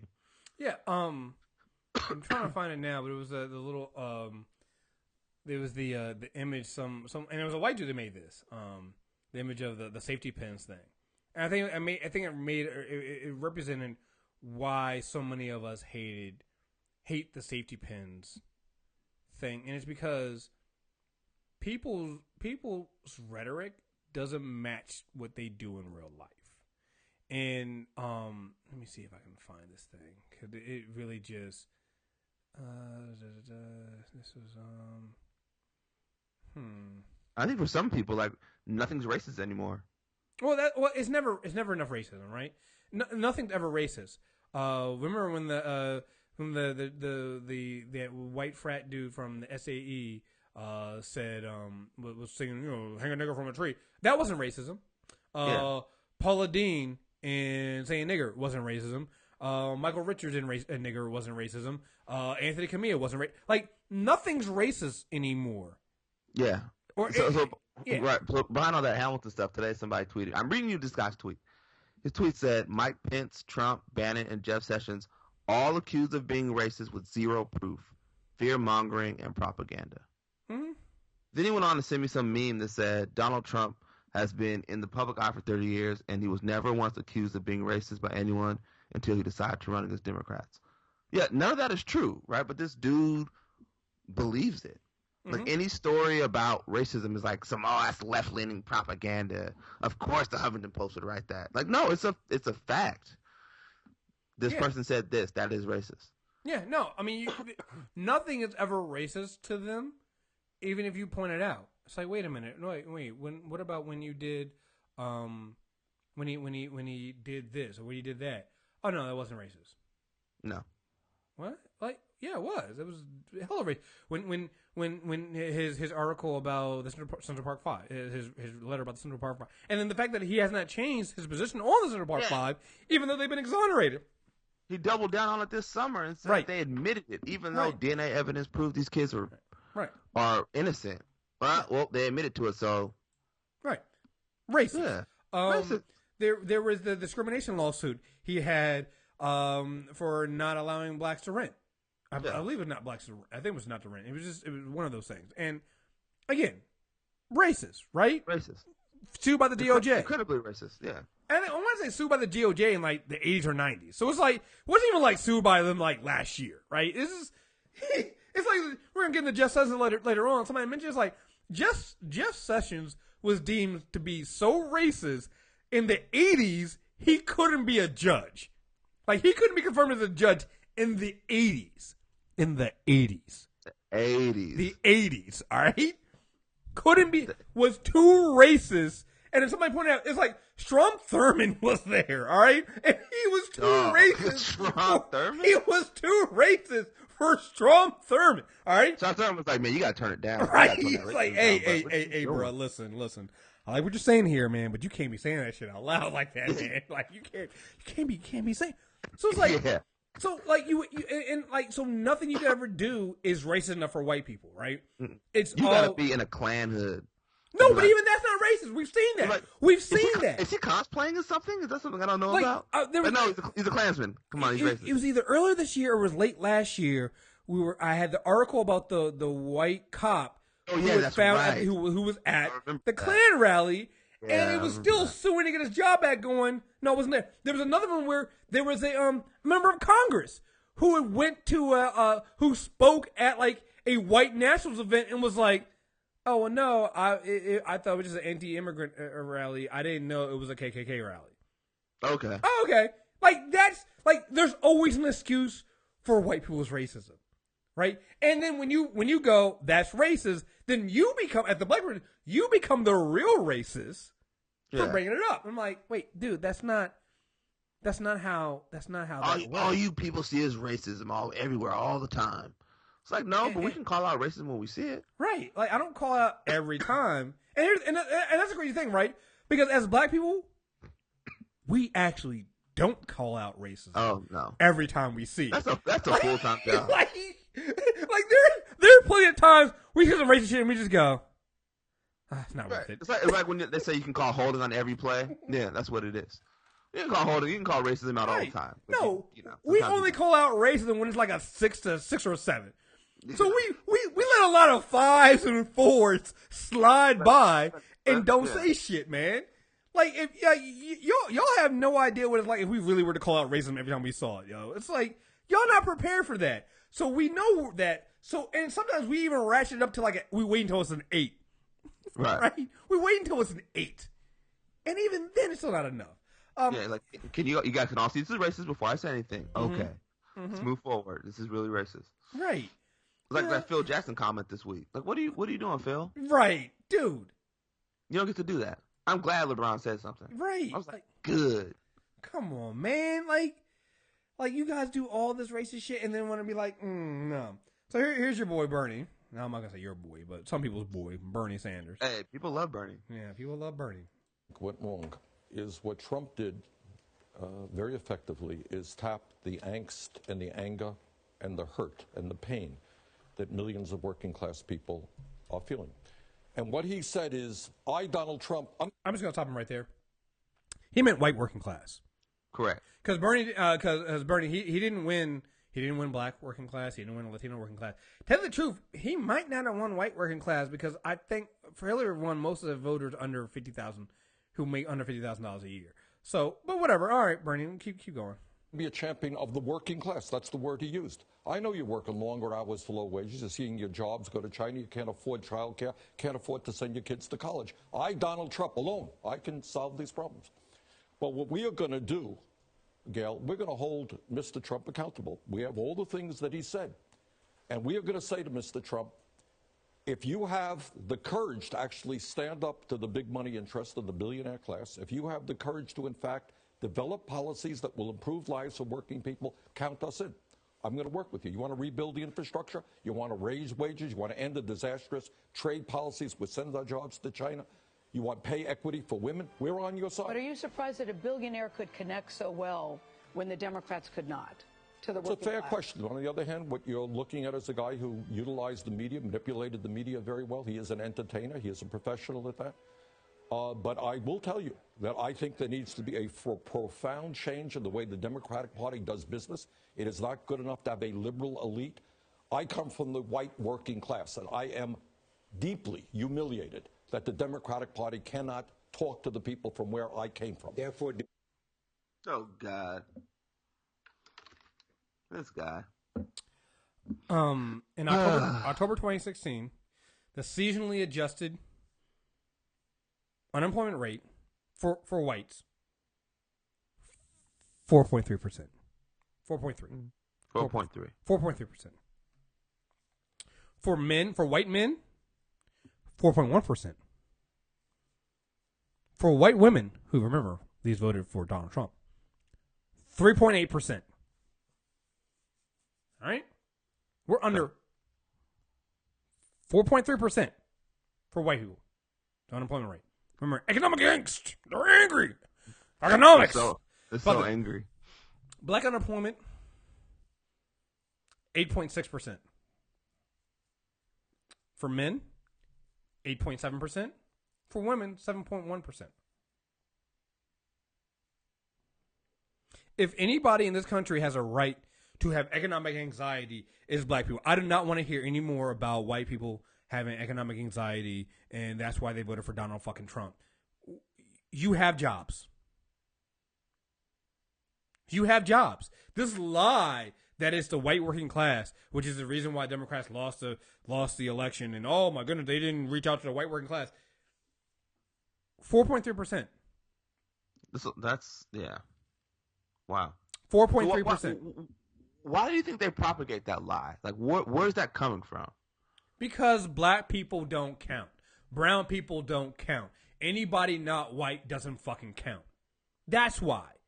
Like, this is my biggest. I'm gonna say it right now. I do not like Bernie fucking Sanders. I am sorry. I have tried giving this man a chance, but he is gone. He has doubled down on the shit that I saw from him last year, and he has not backed off of it. His focus is, he just said in that fucking clip, his focus is where he came from, which is the white working class. Mm-hmm. And getting the white working class back into the Democratic Party. Listen, the white working class left the Democratic Party when the Democratic Party started opening up to black and Latinos. Mm-hmm. They had not gotten them since. It goes back to what I said earlier, which is white working class does not see themselves on the same level as black and Latinos. They see themselves as above it. They do not see them as it's the same. And this is why when Bernie Sanders talks about working class, he hasn't mentioned black working class. He hasn't mentioned Latino working class. Democratic Party has those votes. Yeah. They are working with those people. You're not getting white working class. Why aren't you getting white working class? Because they're not special snowflakes. Because they want to feel fucking special. You know? This is the shit I went to. Like, when I couldn't find the image, but the image basically said about the safety pins. It's like, these are the same people, these people that wear, the white people that wear the safety pin, but then they're calling the police on their black neighbors. Or they're voting against school funding for schools. They're voting against integrating lower income kids into their neighborhood and their schools. They're voting against funding for libraries in urban areas. They don't like their car being blocked by Black Lives Matter and Black Lives Matter interrupting their life. That's the kind of motherfucker who's wearing the fucking safety pin. You're not a fucking ally. But Chris, they're only concerned about their premiums going up. Mm-hmm. That's the whole point. Yeah, and that's their concern. It's their premiums for their insurance. And I'm sorry, but that was Bernie Sanders. Yeah. Bernie Sanders, hey, he didn't like it when he got interrupted by Black Lives Matter. He got frustrated when black people dared challenge him. And they try to change that whole narrative. Dude. As we got closer, and that was funny to watch it happen in real time. It was like, hold up, like I remember that happening. Like I remember him calling black voters in the South low what are they called? Low information Yep, voters. low Like I information remember voters. Mm-hmm. that. Yeah. Not even bothering to go and get the. What I love about it is the saying is that Hillary Clinton didn't work the Democratic Party didn't work to get African American votes, which is a lie. Yeah, I would actually say that Hillary Clinton overworked to get African American votes and worked really hard to get African American vote in this election, probably harder than any other candidate we've ever seen. And I'm afraid that you're never going to see a Democratic candidate do that in a long time now because she lost, and the Democrats are going to learn the wrong lesson. Like you can sit there and say she didn't do enough. I'm telling you right now, I think she did even more. She did even more than Obama, to be perfectly honest with you guys. Like just being objective, and this is somebody who I'm not a Hillary stan or a huge fan of hers, and there's a lot of criticism that we can have about her campaign and what she did and what she didn't do. But one thing you cannot say is she did work for that black vote more than anybody else. Bernie Sanders didn't work for that fucking black vote. You know what I loved hear Bernie Sanders say? My campaign painted Hillary as a supervillain that she wasn't, and it really divided the Democratic Party, and I'm sorry. Yep. Nope, he's not going to say that. He's going to take no responsibility for that. Yeah. We painted her out to be an evil warmongering woman, even well after the primaries were over. And that led to a lot of people staying home and not wanting to vote for her. Mm-hmm. No, he's not going to say that. My apologies. Yeah, I'm not going to say that. Not going to say that shit. Not going to go with there. One thing I love about it is with this claim that the Democrats take the black vote for granted, but I'm like, well, that's what Bernie Sanders is doing right now. Oh, for sure. He's assuming that if he can get white working class voters, the black voters are going to be there for him anyway. Nah, he's not talking to us. He has not mentioned. He never has. He only comes back and mentions like he had this tweet. Let me see if I can find that the one about and I was so angry when I saw this shit. I remember when Ferguson happened. I could never forget this. I was watching CNN and they were showing video of the Quick Trip being damaged, and he started talking about people not having jobs, and I was like, what was that gonna do? Mm-hmm. Like, how does that save Mike Brown? How does that stop? Because that is what his base, his white liberal base, believes. They believe in ending systemic racism through economics, which is bullshit. But it's bullshit because my friends who live in a nice little McMansion are concerned about their black sons the way I'm concerned about my nephew who lives in Jacksonville. It's the same concerns. They don't go away because somehow they make more money. Mm-hmm. They're both concerned for their son's safety when the cops pull him over. That doesn't change with money. What Roddy White just got pulled over. The dude had his hand on Roddy White, who's played football on NFL Sundays for years, still has a cop pulling him over with his hand on his gun. Mm-hmm. Mm-hmm. That didn't save him. Being a millionaire and being a public figure did not stop him from that happening to him. Here's everybody's hero, Bernie Sanders. If Trump has the guts to take on the corporate America, he's got an ally. Yeah, okay. Now, I want you to remember the primaries. And somebody tweeted, Ted Davis from CNN tweeted this out. Bernie hammered Clinton on $15 minimum wage, but said today he's willing to work with Trump going from $7.25 to $10. Now, I want you. I had this long argument with a white dude and a black dude and Nina from Project Fandom's status, and I hate arguing other people's status like this. But these two people were just like, well, what do you want Bernie to do? He's saying he's gonna work. He's got to work with him. I'm like, no, wait. Bernie Sanders promised a revolution, right, during his campaign. Yeah, revolution. And whenever we asked him, how are you going to get any of that shit done, right? Because you're not going to have enough. You're not going to have the Senate. You're not going to have the House of Representatives. You're not working to get any progressives in those places. So how is Bernie Sanders as president going to get any of this shit done? The answer was always revolution. Yeah. Millions of people are going to rise up, and they're going to. You just hit that revolution button. Yeah, that's just what it was. It was the easy. It was the easy button, right? Just the easy button. Yeah, revolution, right? I mean, and I remember him saying things like, President Obama could have gotten single payer health care, but he didn't work hard enough for it, right? That was his whole thing. That you didn't work hard enough for it. Democrats caved. Democrats and the liberal elites, they didn't work hard enough for it. They caved too easily on this shit. Here's Bernie Sanders talking about Donald Trump. Donald Trump is not even sworn in as president yet. he's already knocked off $5 off of the fucking minimum wage negotiations. He's already gone down from $15 to $10. Oh, come on, man. This is the same dude who was literally in a fight to the death with Hillary Clinton, going from 15. She was for $12.50. He was for 15.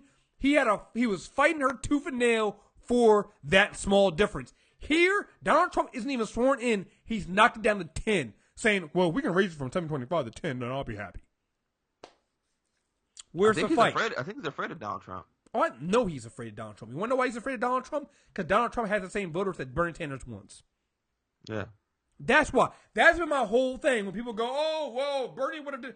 Bernie being president would have been the same bullshit because he would have gone right to this whole working class thing and ignored all the racism. Just like he ignored. They did ignore all of it. He ignored all the racism in his campaign. Yeah. He ignored all of it there. All of the racism. And then had all kind of brown people out in front praising him, which was cool, but I saw the racism. It was surface level only. And they only came in after the fact. And then try to turn him into some messiah for black people. Like, no, he's not. He's not that. He's a lot of things. He's not that. Here goes another one. Many people voted for Trump because they believe he would stand up to the establishment. The truth is he won't, but we will. That is not why people voted for Donald Trump.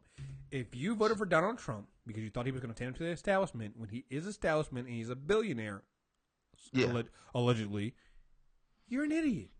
You're a fucking moron. Why would you believe that? Why would you believe anything he's ever said? What Donald Trump said would have you believe he was going to stand up for the establishment? Right. He surrounded himself with establishment or racist. It was either racist or establishment people he surrounded himself with. So what was the appeal of Donald Trump if it wasn't racism? I don't understand. Like, they keep trying to tell me and they keep wanting me to believe that it was anything other than a racism, but where? Yeah, a lot of the what I've noticed in a lot of the racist comments and commentary since Trayvon has been with all these peaceful protests has been this idea that, like, this piece of the pie that's for heterosexual white America is somehow being overtaken by everybody else, right? But that's just us saying you can't be homophobic or transphobic or Islamophobic. You gotta let people protest, right? People exercise their First Amendment rights. It's fine. It's like Sage Steele ripping Mike Evans for sitting down as if she doesn't understand, like, that's his right to do so. And chastising him, right? But it's this idea that, like, us wanting those rights and wanting equality is wanting the whole pie. And that's not what anyone's saying, right? And a lot of what you see in this voting for Trump is people wanting their piece of the pie back. Because for them, equality feels like everything. They don't want it feels like everything, and it's not everything. And people don't want more. They look at equality as people asking for handouts, or they'll say sometimes special treatment. You have to do terrible. Right? It's those type of words people use. And it's not. It's never been that. Yep. Going in, again, people are like, "Oh, well, voted for Trump. You can't say that Trump supporters are racist." I'm going to go through some of the people that Trump has around him and some of the people he's announced are going to be in his administration.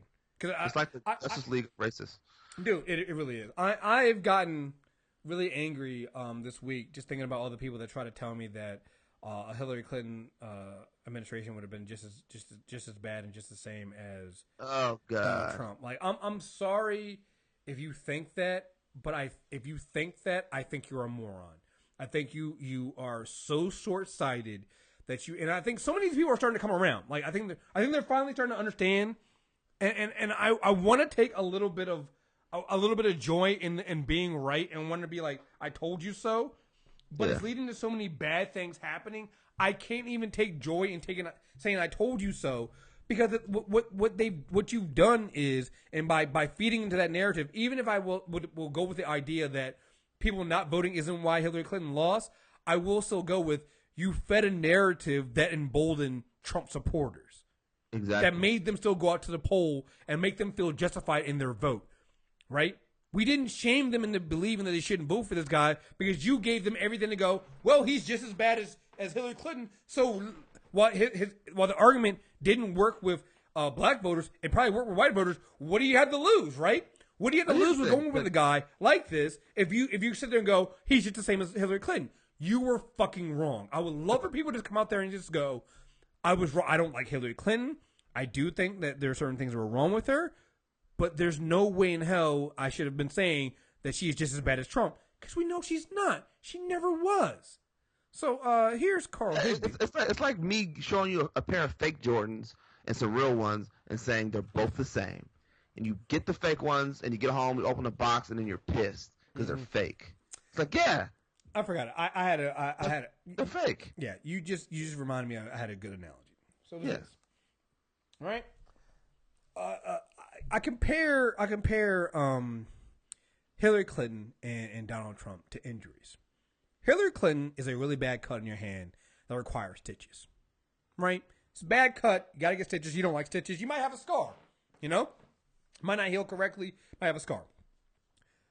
Donald Trump is an injury to your hand. It's an amputation. Once it's cut off, it's not coming back. No. It can't be reattached. It's gone. That is the truth. So yeah, if you give me a surface level choice of, hey, do you want to get a really bad cut and get stitches and have a long recovery, or do you want to get an amputation? My gut reaction is going to be neither. Who wants an injury, right? Who wants an injury? Nobody wants an injury, right? You know, same thing with, hey, do you want to get kicked in the balls, or do you want me to cut your balls off? Can I pick neither? Because I don't like neither one of those sounds appealing to me at all. But if you had to choose one, kick me in my balls. Kick me. Yeah. Give me a cut and sew it up, and it will grow back, and I can deal with that. Once you cut it off, it's gone. What you all did was, you all sit there because you went with that false equivalency. You didn't. You took out any. What people did was they took this. They took this false equivalency, and they did it only on the surface. So they're equally bad. Yeah, sure, they're equally bad if you don't look anywhere past the surface. If you look at judges being picked, if you look at who we got for Attorney General coming up, if you look at all these other things that go around the presidency, it's not even fucking close. But so many people just looked at the surface level thing. And they only did that, and now they're seeing just how fucked up it is and going, I made a mistake. Yeah. And I'm like, I want to go, I told you so, but I'm fucked too now because of it. So now I'm just furious. I'm very, very angry at these people because they were so short-sighted. And not only are they so short-sighted, when many of us try to tell people, listen, it's bigger than just Hillary Clinton. It's a lot more at stake here. We were just called Hillary stands. Like I had that deal. Oh my god, I got dealt with that this week. I got called a Hillbot. I'm like, oh my god, I'm not a Hillbot. I'm just telling you that you guys, the comparisons you guys made were fucking stupid, and you're seeing that now. You know, this idea that they were ever equal, was always a stupid thing. So here's some of the people that Trump has around him. This is it's a clip. It'll have Van Jones in a little bit calling out this guy Carl Higbie, who is a former SEAL, Navy SEAL. War is not pretty, and sometimes you have to do terrible things to win it. The last war we won, World War II, we decimated cities. Sometimes there were innocent people there, and I'd rather not do it, but the fact of the matter is, to win a war, you have to kill bad guys, and sometimes you kill innocent people, and if that's what it takes to protect America, I'll do it. We just... Okay. Witnessed something that was quite horrifying, and I think we just need to take a moment. If you're a Muslim parent, and you just watch what we just saw, if you're an American citizen, or if you're anywhere around the world watching CNN, you just saw something that was horrifying. You just saw one of our veterans say that he would execute innocent people, that he would follow unlawful orders. Islam is not a religion. It is a political ideology masquerading as a religion, and it's trying to have significant influence on our way of life, and it does not coincide with our Constitution. Look at Saudi Arabia, predominantly Islamic, and yet they have, women can't vote, women can't drive, women can't do anything. I mean, it's directly in contradiction with, 14th Amendment, 15th Amendment. I mean, right to vote, right to... Does he realize the reason why we have amendments to the Constitution is because women and black people couldn't vote? Yeah. Like, you're talking about early America. Very early America. And also, not how that is early, Islam infringing on our way we live? Like, seriously. Like, people say that all the time. Like, how is that even... Where is it happening? Are there neighborhoods I can't go to because there's so many Islamic people here? No, it's not infringing on anything. Yeah. under the law. I mean, you cannot have an Islamic rule and Western democracy. It just doesn't work. You heard someone say that all Muslims apparently oppose women's rights. Pakistan is a Muslim country. They've had a female prime minister. The fact of the matter is like Donald Trump, what is he so hating about? He hates people who hate America. I mean, you're talking vets versus hate.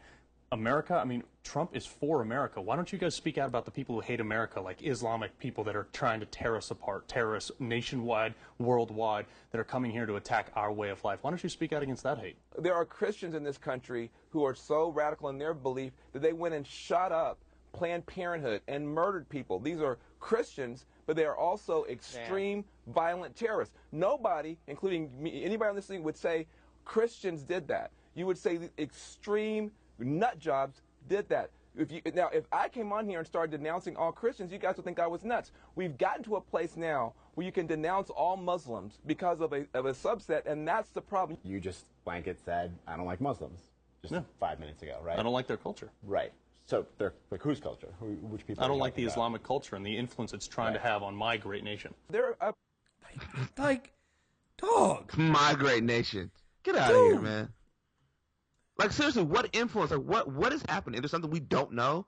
Is there some sort of upside down world that we're not seeing, where it's ruled by Muslims and it's dominated by Islam? Yeah, it gets me where here's Carl Higbie again.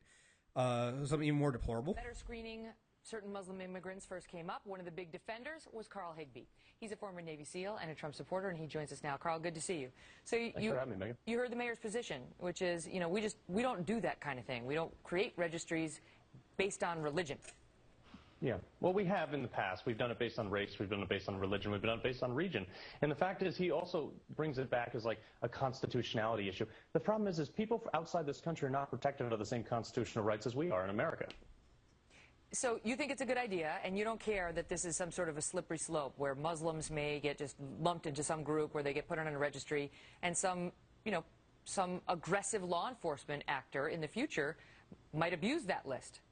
No, absolutely. Look, there's always a case for abuse in this thing. But the fundamental problem here is we have a large faction. Look, being a part of the Muslim faith is not a bad thing. And there's 1.6 billion Muslims out there. Most of them are perfectly good people. But the fact is there is a small percentage of people that have chose to align with an extreme ideology within the faith, and they're doing harm. So we would like to keep tabs on it until we can figure out what's going on. Trump has said, look, it's a regional-based thing right now. If they're coming into our country, we need to know who they are, where they are, and what's going on. Because he's trying to stop immigration into the country from countries where there are major terrorist issues, and until we can figure out what's going on. But this seems like something else, which is if you're coming over. I mean, this is what I'm reading. Okay, this is that.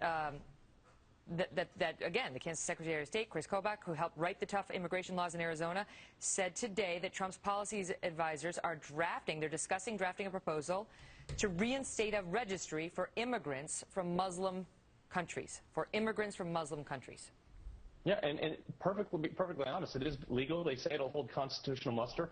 I know the ACLU is going to challenge it, but I think it'll pass. And we've done it with Iran back a while ago. We did it during World War II with Japanese, which, call it what you will, maybe wrong. You're not proposing we go back to the days of internment camps, I hope. No, I'm not proposing that at all, Megan. But what I am saying is that we need to protect America. I mean, that's the kind of stuff that gets people scared, Carl. Right. But I'm just saying there is precedent for it, and I'm not saying I agree with it, but in this... He's citing the internment of Japanese Americans. Yeah. One of the I can't say it's one of the worst moments in American history because, God damn it, there's so many here. But that was a pretty bad one. Japanese Americans interned during World War II because that was horrible. Yeah, horrible, horrendous. But here's the thing: like the next time there's some mass shooting, let's just start registering all these white males 18 to 45. Mm-hmm. Just have them register. They're clearly infringing on our freedoms. They're taking lives. They clearly have something up their sleeves. Let's make them register. Since it's not a slippery slope, since we always run the chance of someone abusing it, since it's completely humane, let's just do it. Let's just start having them all register. So we can keep an got them until we figure out what's happening. Yeah, that's the thing. Nobody ever brings up, everybody talks about, well, you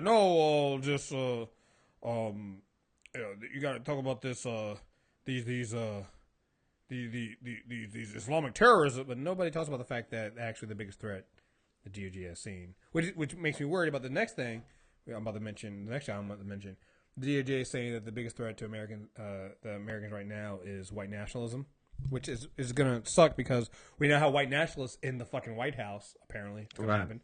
Exactly. Jeff Sessions is going to be. Listen, I applaud everybody talking about call your senator. And we're going to try to stop Senator Jeff Sessions from being the next Attorney General. It's going to happen. I hate to sound defeatist. Do what you got to do. It's going to happen. Jeff Sessions is going to be the AG. I think I saw a report today. He already has the votes. One of the new members of Democratic leadership, Joe Manchin, is talking about voting for him already. Oh God. He's friends with Chuck Schumer, the new the new Senate minority leader right now. He's gonna get the vote. I didn't want all you guys to pay attention to any Democrat that votes for Jeff Sessions. I'd be very intrigued to see what Bernie Sanders does. Right. Because I would not be surprised if Bernie Sanders ends up voting Jeff Sessions in. Don't be surprised. Here's the thing. Anything Bernie Sanders does now is, and I love this about Bernie now. He's such a politician, and it's coming out. Now there's focus on Bernie Sanders. He's gonna have to make a lot of political decisions, and he's gonna lose that luster of being the outsider, the revolutionary. Because here's the thing, it worked for Bernie when he was on the outside. Now that they put him in leadership and put him higher, he's got higher visibility. Yeah.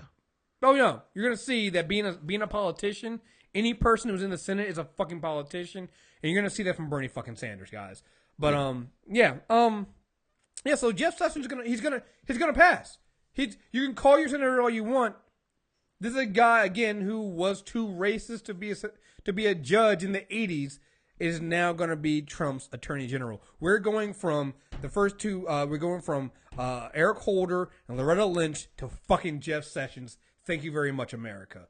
It's a fucking travesty. It drives me absolutely insane. To anybody out there talking about Hillary didn't do enough to talk about stopping police brutality. Yeah. What do you think? Yeah. What do you think is going to happen now? Good luck having the What do you think is going to happen now?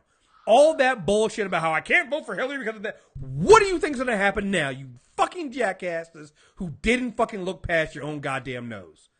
It was so much bigger than just Hillary Clinton. You fucking assholes. But at least they'll have lower insurance premiums. I wasn't even talking about them. There are liberals who couldn't bring themselves to vote for Hillary. I can't bring myself to vote for Hillary Clinton because she's not talking about this. It's it's not just about her. Yeah. Who do you think would have been AG? Who do you think you could have gotten to push her to get to be AG? Now you're getting Jeff Sessions. All right? The Senate confirmation... Racist in the 80s, man. You're really racist. The Senate confirmation hearings of Senator Jeff Sessions, President-elect, Donald Trump's pick for... I'm just going to call him Donald Trump. I'm never going to call him President or President-elect. Donald Trump's pick for Attorney General is likely to rehash racially charged allegations that derailed his efforts to become a federal judge and made him a symbol of black voter intimidation under the Reagan administration. That sounds nice. He was too racist for Reagan. Yeah, Mr. Crack era Reagan. He was too racist for Reagan. Oh man, I was gonna name this show with all due disrespect. I might name this episode now "Too Racist for Reagan." Yeah, too racist for Reagan. Too racist for Reagan. Oh, the expected focus on Sessions' record on race, police, and immigration comes as Justice Department's Civil Rights Division has surged in prominence under the Obama administration. Wow, the Civil Rights Division. That's an interesting note. That's interesting to okay. But Obama didn't do enough. If confirmed, Sessions would have a broad latitude to define how federal prosecutors across the country wield their powers and make changes to the Justice Department's priorities. Lawmakers and advocates expressed concern Friday that Sessions could sideline or undo Obama's administration's civil rights efforts, which have included investigation of police departments for unconstitutional practices and lawsuits meant to protect rights of transgender individuals and black voters. Given some of his past statements and his staunch opposition to immigration reform, I am very concerned about what he would do to the Civil Rights Division of the Department of Justice, and want to hear what he has to say. Incoming Democratic Majority Senator Chuck Schumer of New York said, quietly also saying to himself that he's still going to vote to confirm him. Wow. Senate Majority Leader Mitch McConnell, a Kentucky Republican, said he strongly supports Sessions, who he said has worked tirelessly to safeguard the public and improve the lives of Americans from all walks of life. Okay. Mm-hmm. Yeah. Mm-hmm. Sure thing, buddy. Yeah, we're screwed. Mm-hmm. In that aspect. Like, he's not going to do any of the stuff Obama did. He's going to do his best. Like, the next time there's a shooting, I don't expect them to show up. I don't expect any sort of investigation. I don't expect any push for LGBTQ rights. Yeah. Mm-hmm. Gary Herbert, a former Justice Department lawyer who worked with Sessions in the early 1980s, said he remembered Sessions making racially offensive remarks. I filed all these things away, thinking, God, what a racist this guy is. That's people's takeaway when they meet you. Like, God, that guy's a racist. Yeah. Mm-hmm. Mm-hmm. Let's see. The allegation that Senator Jeff Sessions has said racially insensitive things has haunted President-elect Donald Trump. Let's see. In fact, it derailed it in 1986. Sessions was a 39-year-old attorney for U.S. attorney for Alabama when President Ronald Reagan's administration nominated him for serve as a federal judge. The position required approval from the Senate, and as Sessions settled in for review by the Senate's Judiciary Committee, his career in law was almost destroyed when former colleagues brought forward troubling accusations about Sessions that said to them with regard to race. The accusation mostly came from, but were not limited to, Sessions' former deputy Thomas Figures. He sent a letter to the Senate and reporters claiming his boss said insensitive things about black people, at times directly to him. Figures, who is black, said Sessions told him to be careful what he said to white folks after Figures had gotten into a heated argument with a white colleague. Figures testified that Sessions called him boy on multiple occasions. Figures also said that Sessions had joked about the Ku Klux Klan, saying that he thought its members were okay until he learned that they smoked marijuana.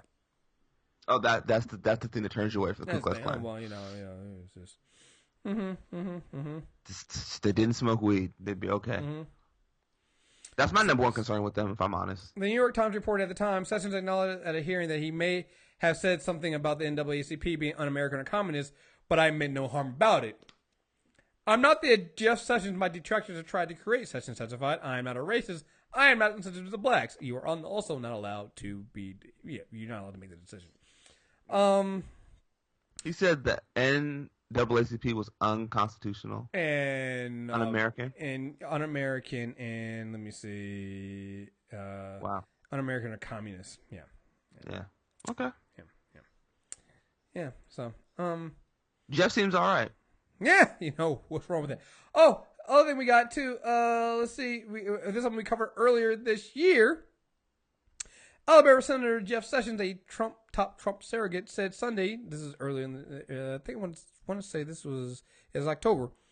Said Sunday that Trump used very inappropriate language, but Sessions insisted that the post-debate spin room that Trump's behavior described in the video, the Access Hollywood video, wouldn't constitute sexual assault. Sessions, this is very inappropriate language, and he acknowledged that. But beyond, the Weekly Standard, but the language, would you characterize that behavior during the being described in that video as sexual assault if the behavior actually took place? Sessions, I don't characterize that as sexual assault. I think that's a stretch. I don't know what he meant. The Weekly Standard. So if you grab a woman by the genitals, that's not sexual assault. Sessions, I don't know. It's not clear how that would occur. Okay. Senator Jeff Sessions, good people. Senator Jeff Sessions. Yeah. Mm-hmm. What's assault anymore anyway? Mm-hmm. No assault. We have the Steve Bannon stuff, which I'm not even gonna get into this stuff. Like, listen, guys, Steve Bannon is a racist. Like, I don't know why we need to even argue this about Steve Bannon. Like, we knew this. Like, he ran Breitbart. Like, anybody who knows anything about Breitbart.com knows it's a fucking racist site. Like, fuck this alt-right bullshit. It's racist. They're racist. They're neo-Nazis. Mm-hmm. All right? Here's 5 quick facts about Steve Bannon and Breitbart. Breitbart ran a headline referring to a commentator as a renegade Jew. According to CNN, the article ran in May 2016, containing a headline that referred to conservative pundit Bill Kristol as a renegade Jew. On November 14th, Dave Horowitz, who wrote the article, attempted to defend it on the Breitbart site, saying, "In fact, neither Breitbart nor Bannon is responsible for the statement. A Jew is. I wrote the article, which was neither requested or commissioned by Breitbart." Wow. Okay. Bannon's ex-wife accused him of anti-Semitism in a contentious divorce. Bannon has denied the accusation laws in 2007 by his ex-wife, who maintained in a court filing that he did not want their daughter to attend a Los Angeles school because of the number of Jews who went to school there. Here's the thing, guys. When it comes to racism or anti-Semitism or anything kind of bigotry, one thing I can excuse. When you start getting multiple, it becomes a pattern. Yeah, right? it's a pattern for sure. It's a fucking pattern, all right? So you have a site that you run where you call somebody a renegade Jew, all right, might be able to let that slide. But then 2007, your ex-wife is claiming that you didn't want your daughter going to a Los Angeles school because it had too many Jews there. I'm beginning to think that, you might be in there. Yeah, you might be a little bit racist. Yeah, the Southern Poverty Law Center has described Breitbart as being on the extremist fringe. Oh, of course. Of course. Your favorite racist reads Breitbart. It's a fact. Right. He's called himself a nationalist. Also made controversial comments about women. That's the thing I love about recently. He said that he's not a white nationalist. He's just a nationalist, an economic nationalist. And I'm like, that's still. So here's the thing, guys. I am always very, very. I always get very nervous whenever I hear somebody talk about nationalism. Yeah. Because especially here in America, when people talk about nationalism, they mean white people. So just because he dropped the white from the nationalist part doesn't mean it's implied. It's implied when somebody says they're a nationalist and they're a white guy living in America, they mean white nationalist. He's a white nationalist. Yeah, he's racist. Yeah, Mother Jones quoted Bannon as denying the alt-right is inherently racist. He describes his ideology as nationalist, though not necessarily white nationalist. Mother Jones said he compared the alt-right to European Nationalist Party and said if you take a look at the identity movement over there in Europe, I think a lot of them are really Polish identity or German identity, not racial identity. It's more an identity towards a nation state. And you all believe that white people are the nation state here, so you are white nationalists. In 2011, on a 2011 radio show, Bannon said liberals target conservative women because they aren't a bunch of dykes. Wow. Yeah. Let me see. I might even be able to play this. Let me see. He said a bunch of dykes. Come on, man. With all these terrific women of the highest moral character, most integrity, and then go to the leftist blog sites and look at how these women are vilified. Look at the names they're called. Look at what they call Sarah Palin. Look what they say about Sarah Palin. And I would just ask the American people, let's compare. Let's compare what these women stand for, how they comport themselves, the dignity with which they hold themselves, and then look at the personal vilification and the politics of personal destruction, whether it's Michelle Bachmann, Ann Coulter, Governor Palin. These people are out to destroy them personally. You just named a bunch of races, but okay. Yeah, I was like, that's a strange list. These women are out to destroy them personally is that these women are an existential threat to the progressive narrative. The progressive narrative, Saturday morning was the progressive narrative, and that is all about victimhood. They're either a victim of race, they're a victim of their sexual preference, they're a victim of gender. It's all about victimhood, right? And the United States is the great oppressor, not the great liberator. And so these women cut to the heart of the progressive narrative. That's why there's the unintended consequences of the women's liberation movement. That in fact, the women that would lead this country would be feminine, they would be pro-family, they would have husbands, they would love their children. They wouldn't be a bunch of dykes that came from the seven sister schools up in New England. And wow. Listen. All right. When you hear this motherfucker talk, I'm sorry, and I know. Here's the thing, man. I'm really starting to regret, and I'm hating every liberal who overused the Nazi Hitler comparisons to George W. Bush. I understand there were some similarities with some of the things he did with civil liberties there, but when I tell you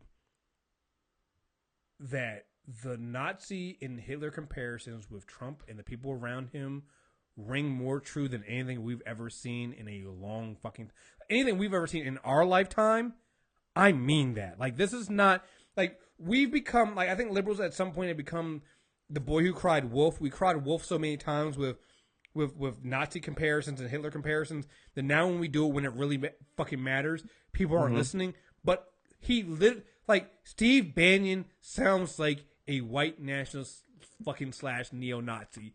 It is fucking scary, guys. Yeah. It all just flows off his tongue so nicely. Like, he clearly says it a lot. Like, reading the stuff was one thing, but hearing him talk about it, that was scary. Like, it wasn't even the dyke thing that got me. What got me was when he talked about what made women good women, which is having husbands and doing the right. Like, that is, oh my God, that is that Hitler Nazi propaganda bullshit that sends a chill down my spine. It's just like, this reminds me of it wasn't Jeff, it was Steve King. It was Representative Steve King when he said the stuff about how he needed we need people to go out there and Americans to go out there and making more babies, and that's why he's kind of against gay marriage. He needs us out there making more babies. It's like that is that white nationalist, like icky, like neo-Nazi bullshit that is so fucking scary. And because we overplayed the hand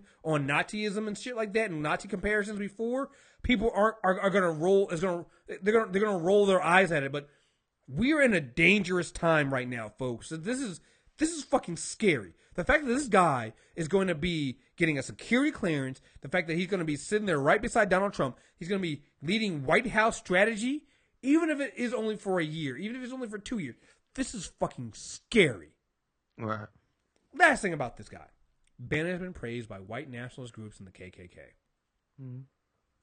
The Ku Klux Klan and neo-Nazis and other white nationalist groups praised Trump's selection of Bannon. Former KKK leader David Duke said the choice was excellent according to the Hill. Senate minority, listen. And I didn't think that we would ever have to have this problem. It's very simple.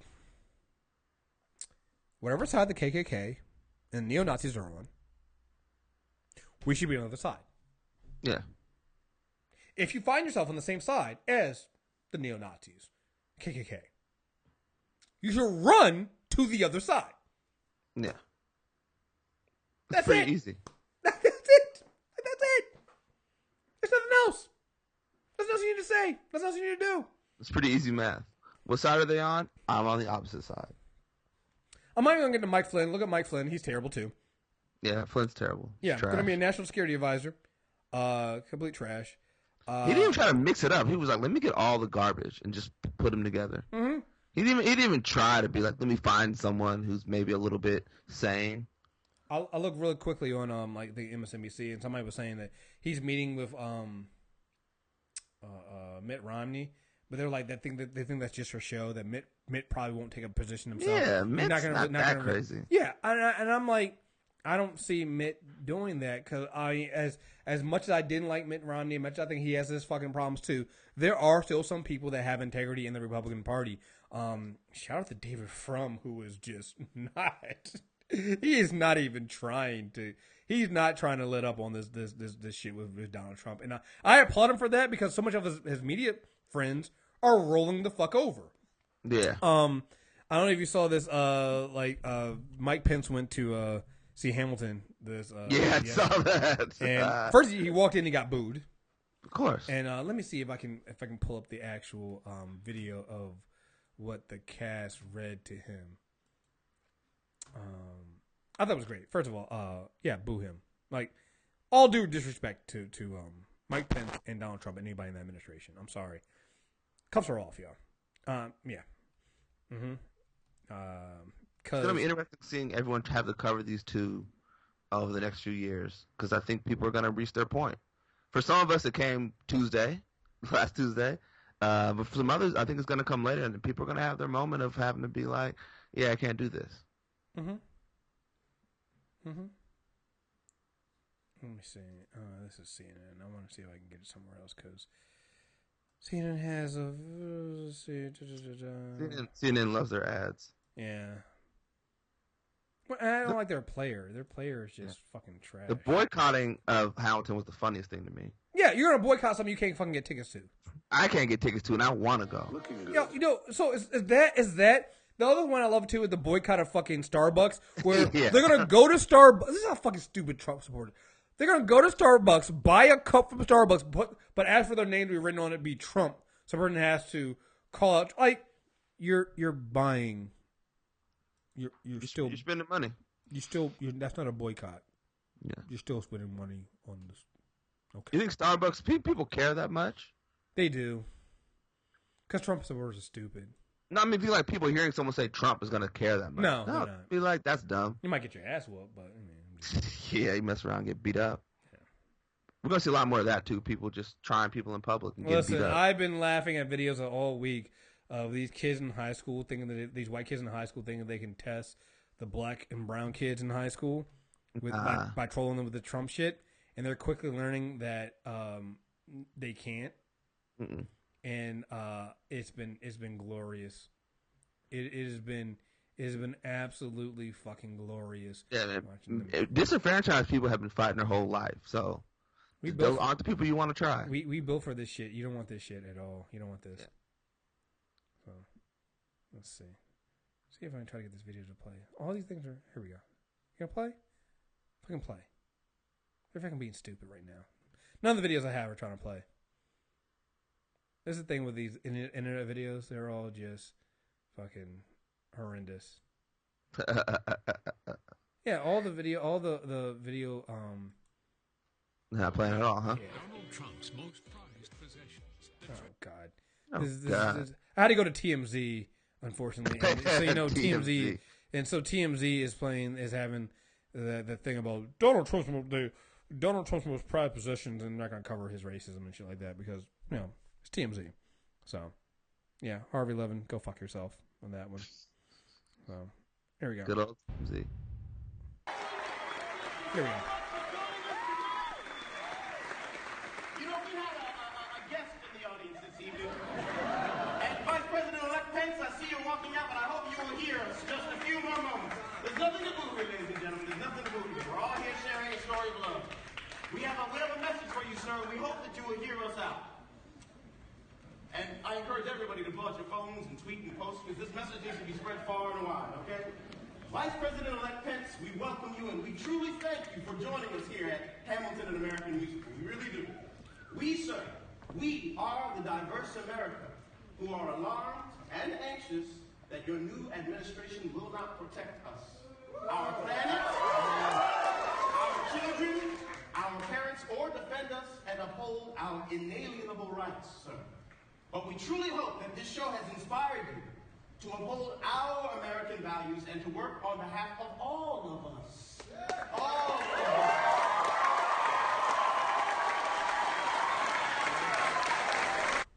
Yeah, that's nice, but it's not going to happen. Yeah. Like, that's a nice statement, but I'm just saying it's not going to happen. But even with that nice statement, even telling them not to boo and Donald Trump got mad and claimed that the cast of Hamilton was very rude last night to a very good man, Mike Pence, and apologized. He demanded your president-elect has decided to go out there and demand an apology from the cast of Hamilton for. Here's my theory with Trump. I don't think he's going to last 4 years. Oh, it's no way he does.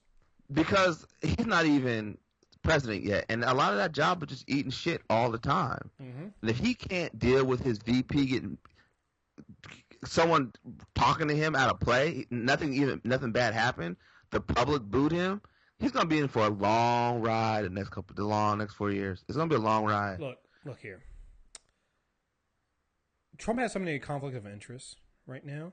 There's absolutely no way he lasts 4 years. Well, no, I'm sorry. I can't go with the whole there's no way he's going to last 4 years because you know what? I think we get to this point where he'd be fucking president. So at this point, I'm going with the worst case scenario that he actually lasts for 8 years. I'm going with that. I just, at this point, Donald Trump has proven me wrong in so many times and America has let me down so many times. I believe that somehow, some kind of way, they're going to find a way to excuse all this shit. He just settled the Trump University case for $25 million, after saying he would never would. There's literally this pay-for-play thing going on with Trump hotels where let me see if I had this article. So about 100 foreign diplomats from Brazil to Turkey gathered at Trump International Hotel this week to sip Trump-branded champagne, dine on sliders, and hear a sales pitch about the United States President-elect's newest hotel. The event for the diplomatic community, held 1 week after the election, was in Lincoln Library, a junior ballroom with 17-foot-high ceilings. Velvet drapes are also available for rent. Some attendees won raffle prizes, among them overnight stays at other Trump properties around the world, allowing them to become better acquainted with the business holdings of the new commander-in-chief.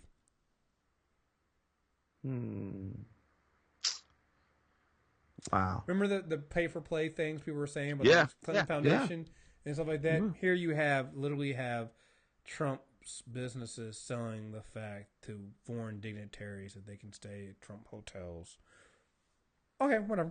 You have Ivanka, his daughter, sitting in on the Japanese foreign minister with Trump having meetings with him. Which, by the way, also just we found out is because they have not set up secure lines and a skiff for Donald Trump yet. He is having conversations with foreign leaders over his fucking cell phone. He's having communications over an unsecure line. Now, if you don't remember, because it's been so long ago, and they talked so little about it, the press went crazy over Hillary Clinton having a private but secure email server. Right. Talk about all the dangers that could happen. What if state secrets got out? And Donald Trump She should be jailed for it. Thrown in prison. Donald Trump is having conversations with over unsecure phone lines right now. And that poor Secret Service got to have a tough job. Tough job. He's reckless. I'm angry for Hillary Clinton. Yeah, I know she's looking back. I still can't believe it. And this is somebody who said I was not a fan of hers. Didn't want her to really be president before, probably before this year when I actually started seeing more of her platform. I think so many people didn't even bother looking at her platform. I'm angry for her. She really was the most qualified person probably to ever run for Hillary Clinton. She was. Probably maybe to ever run for president. All right? And this country said no. And this country said no. One, because of racism. Two, because of her race. We can go into the mistakes she made and stuff like that. And yeah, I mean, she wasn't a great candidate. But here's the thing, man. Like, I see a lot of people going, hey, Kamala Harris for 2020. Listen, I'm going to tell you guys right now. If you guys think that a black woman or any black and brown or any woman of color is going to run and not run the same issues that Hillary Clinton ran into, you're out of your fucking mind. And you didn't learn a goddamn thing here. You just had a person who was the most qualified person in the race, bar none. You can say that Hillary Clinton wasn't a great candidate, but listen, we should have been able to run a donkey against Donald Trump and won easily. All right? Like the problems that Hillary Clinton had, that shouldn't even been that big. Shouldn't even been a factor. It shouldn't have been a fucking factor. It really shouldn't have been. If you think right now that this country, who couldn't, like, let's be real here, as much as we got by with the black president, he's still male, and I still think that as black men, we still made that connection with white men and even white women and black men that you can't make with other groups if you're a woman. You're telling me that a woman of color, a double minority, is going to somehow not run the same thing? There are going to be black men out there who don't vote for her because she's a woman. Yep. There are going to be white women who won't vote for her because she's a black woman. There's going to be white men out there. They won't even let her get to that point. They'll be carrying her down. Right. All kind of weird pieces. And like, if we go the next 4 to 8 years and we don't address the fact that racism is alive and well in America, a woman of color is not going to be able to run for president and win.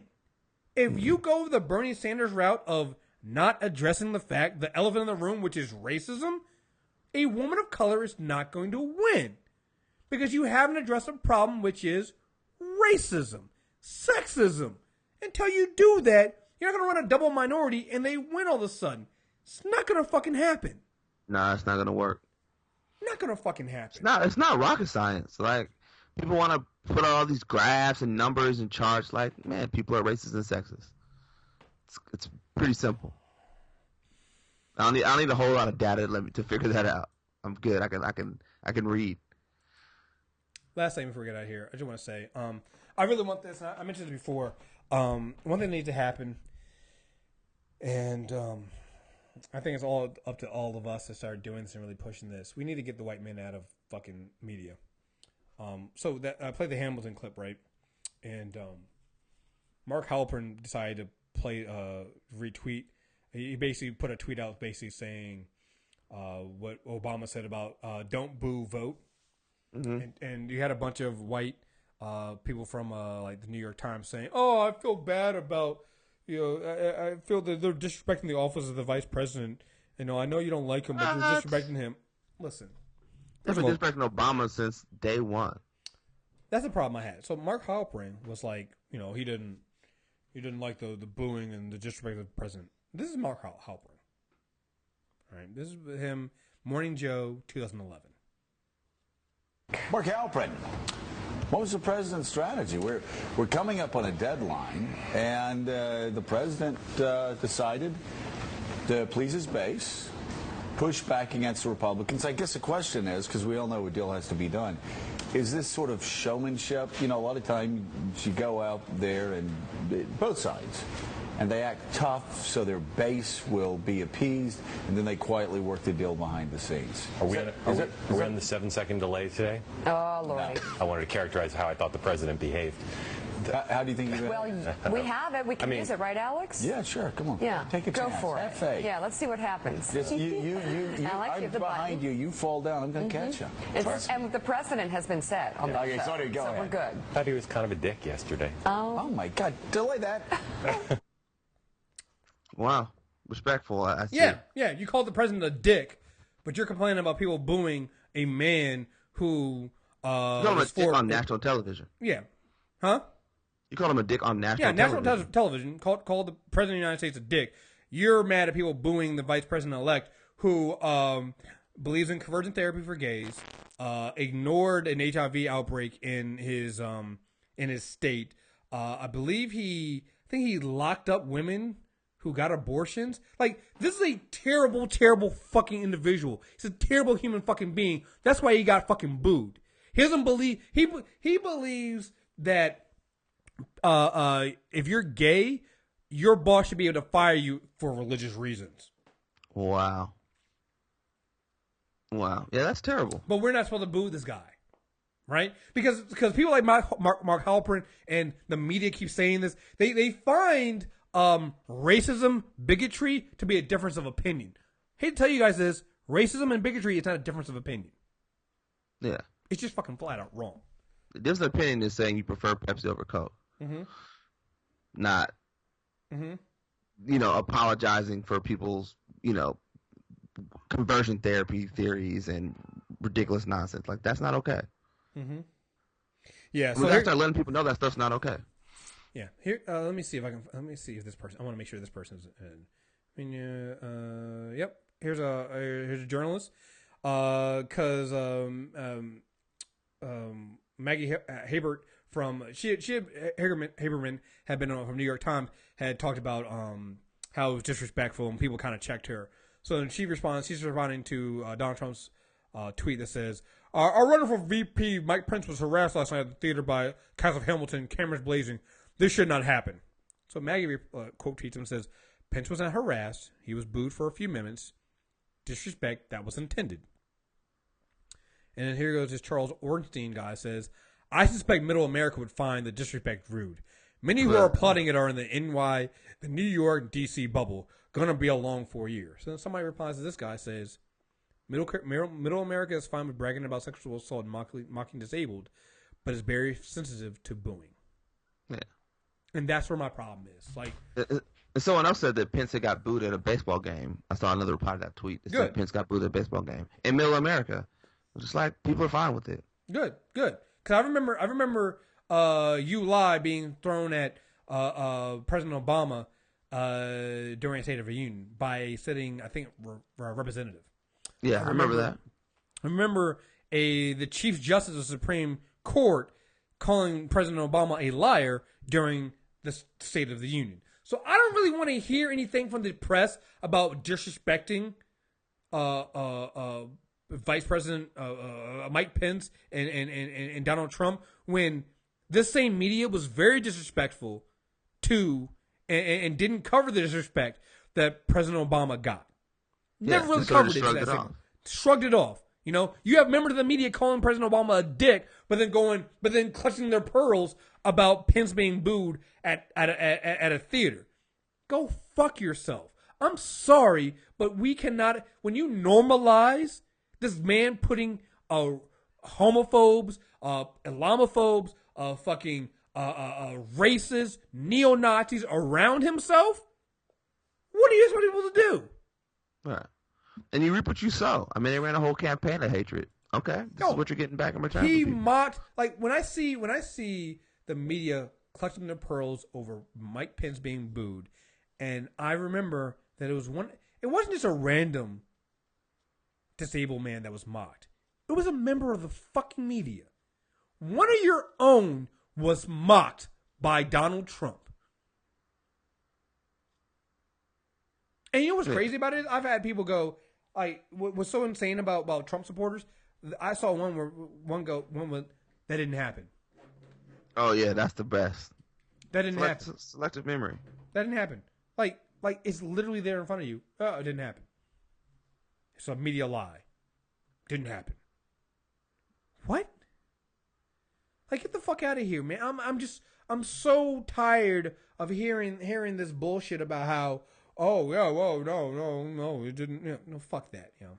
All right, I'm gonna wrap this up. I have other stuff I'm gonna cover it next week. We have Ron and Karen from the Black Guy Tips on, so I'll cover some of the. Nice. What I'm gonna do is I'm gonna cover the right. I think up to now we're up to 700 of racist and troubling acts of violence and racism by Trump supporters.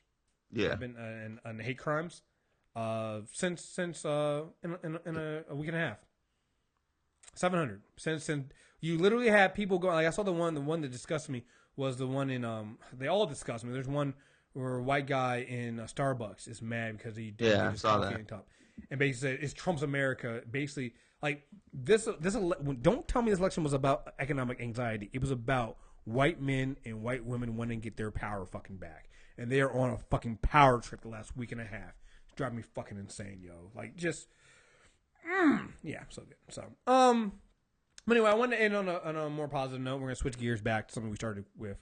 How about some movies, man? Because I didn't get a chance to talk about this stuff. I want to say that the last 2 weeks of the year, I'm gonna take off from the insanity check, but we're gonna do a 2017 movie preview. Nice. So I don't know who's gonna be on that. Maybe I might hit you up, Tim. I'm gonna try to get DPOM and some people in there and try to do a 20. We always do it every year. We preview the movies coming out in 2017. But I want to kind of talk about some stuff that I've seen come out right now. And I didn't see anybody talk about this, man. You see that Skull Island trailer, yo? I did. I might be in, man. Like, I mean, listen, I know the racism behind the King Kong story and stuff like that. The big black man. Yeah, the big black man. Yeah, I get that. But, like, one, they're not doing, doesn't seem like they're doing that. And two, it's like, man, I think I might be in on this shit. Yeah. Like, John C. Reilly interaction stupid. Dude. Yeah, I'm man. I was like, oh.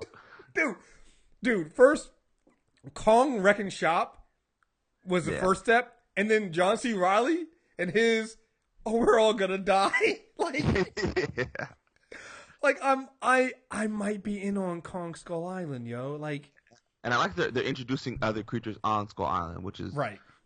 Which to me was the best part of that other remake they did. Mm-hmm.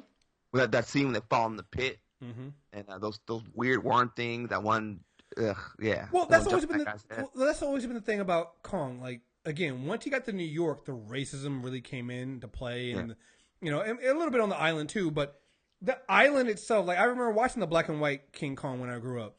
Like the island itself was way more interesting than anything else. Yeah. And so, it's like Australia on steroids. Right. It really was, right? Everything there is going to kill you. Right. Everything there is going to kill you. So it's like, I'm looking at this, I'm like, wait, if you do a whole island of this, and I still think, aren't they planning on doing at some point a Kong Godzilla crossover? Yeah, they are. Yeah, they're doing a whole monster universe. Yeah, we'll see. Hopefully it works. Like, I'm really hoping that this doesn't make me feel the same way that Godzilla. I felt like Godzilla was they did such a time chasing and not showing you Godzilla.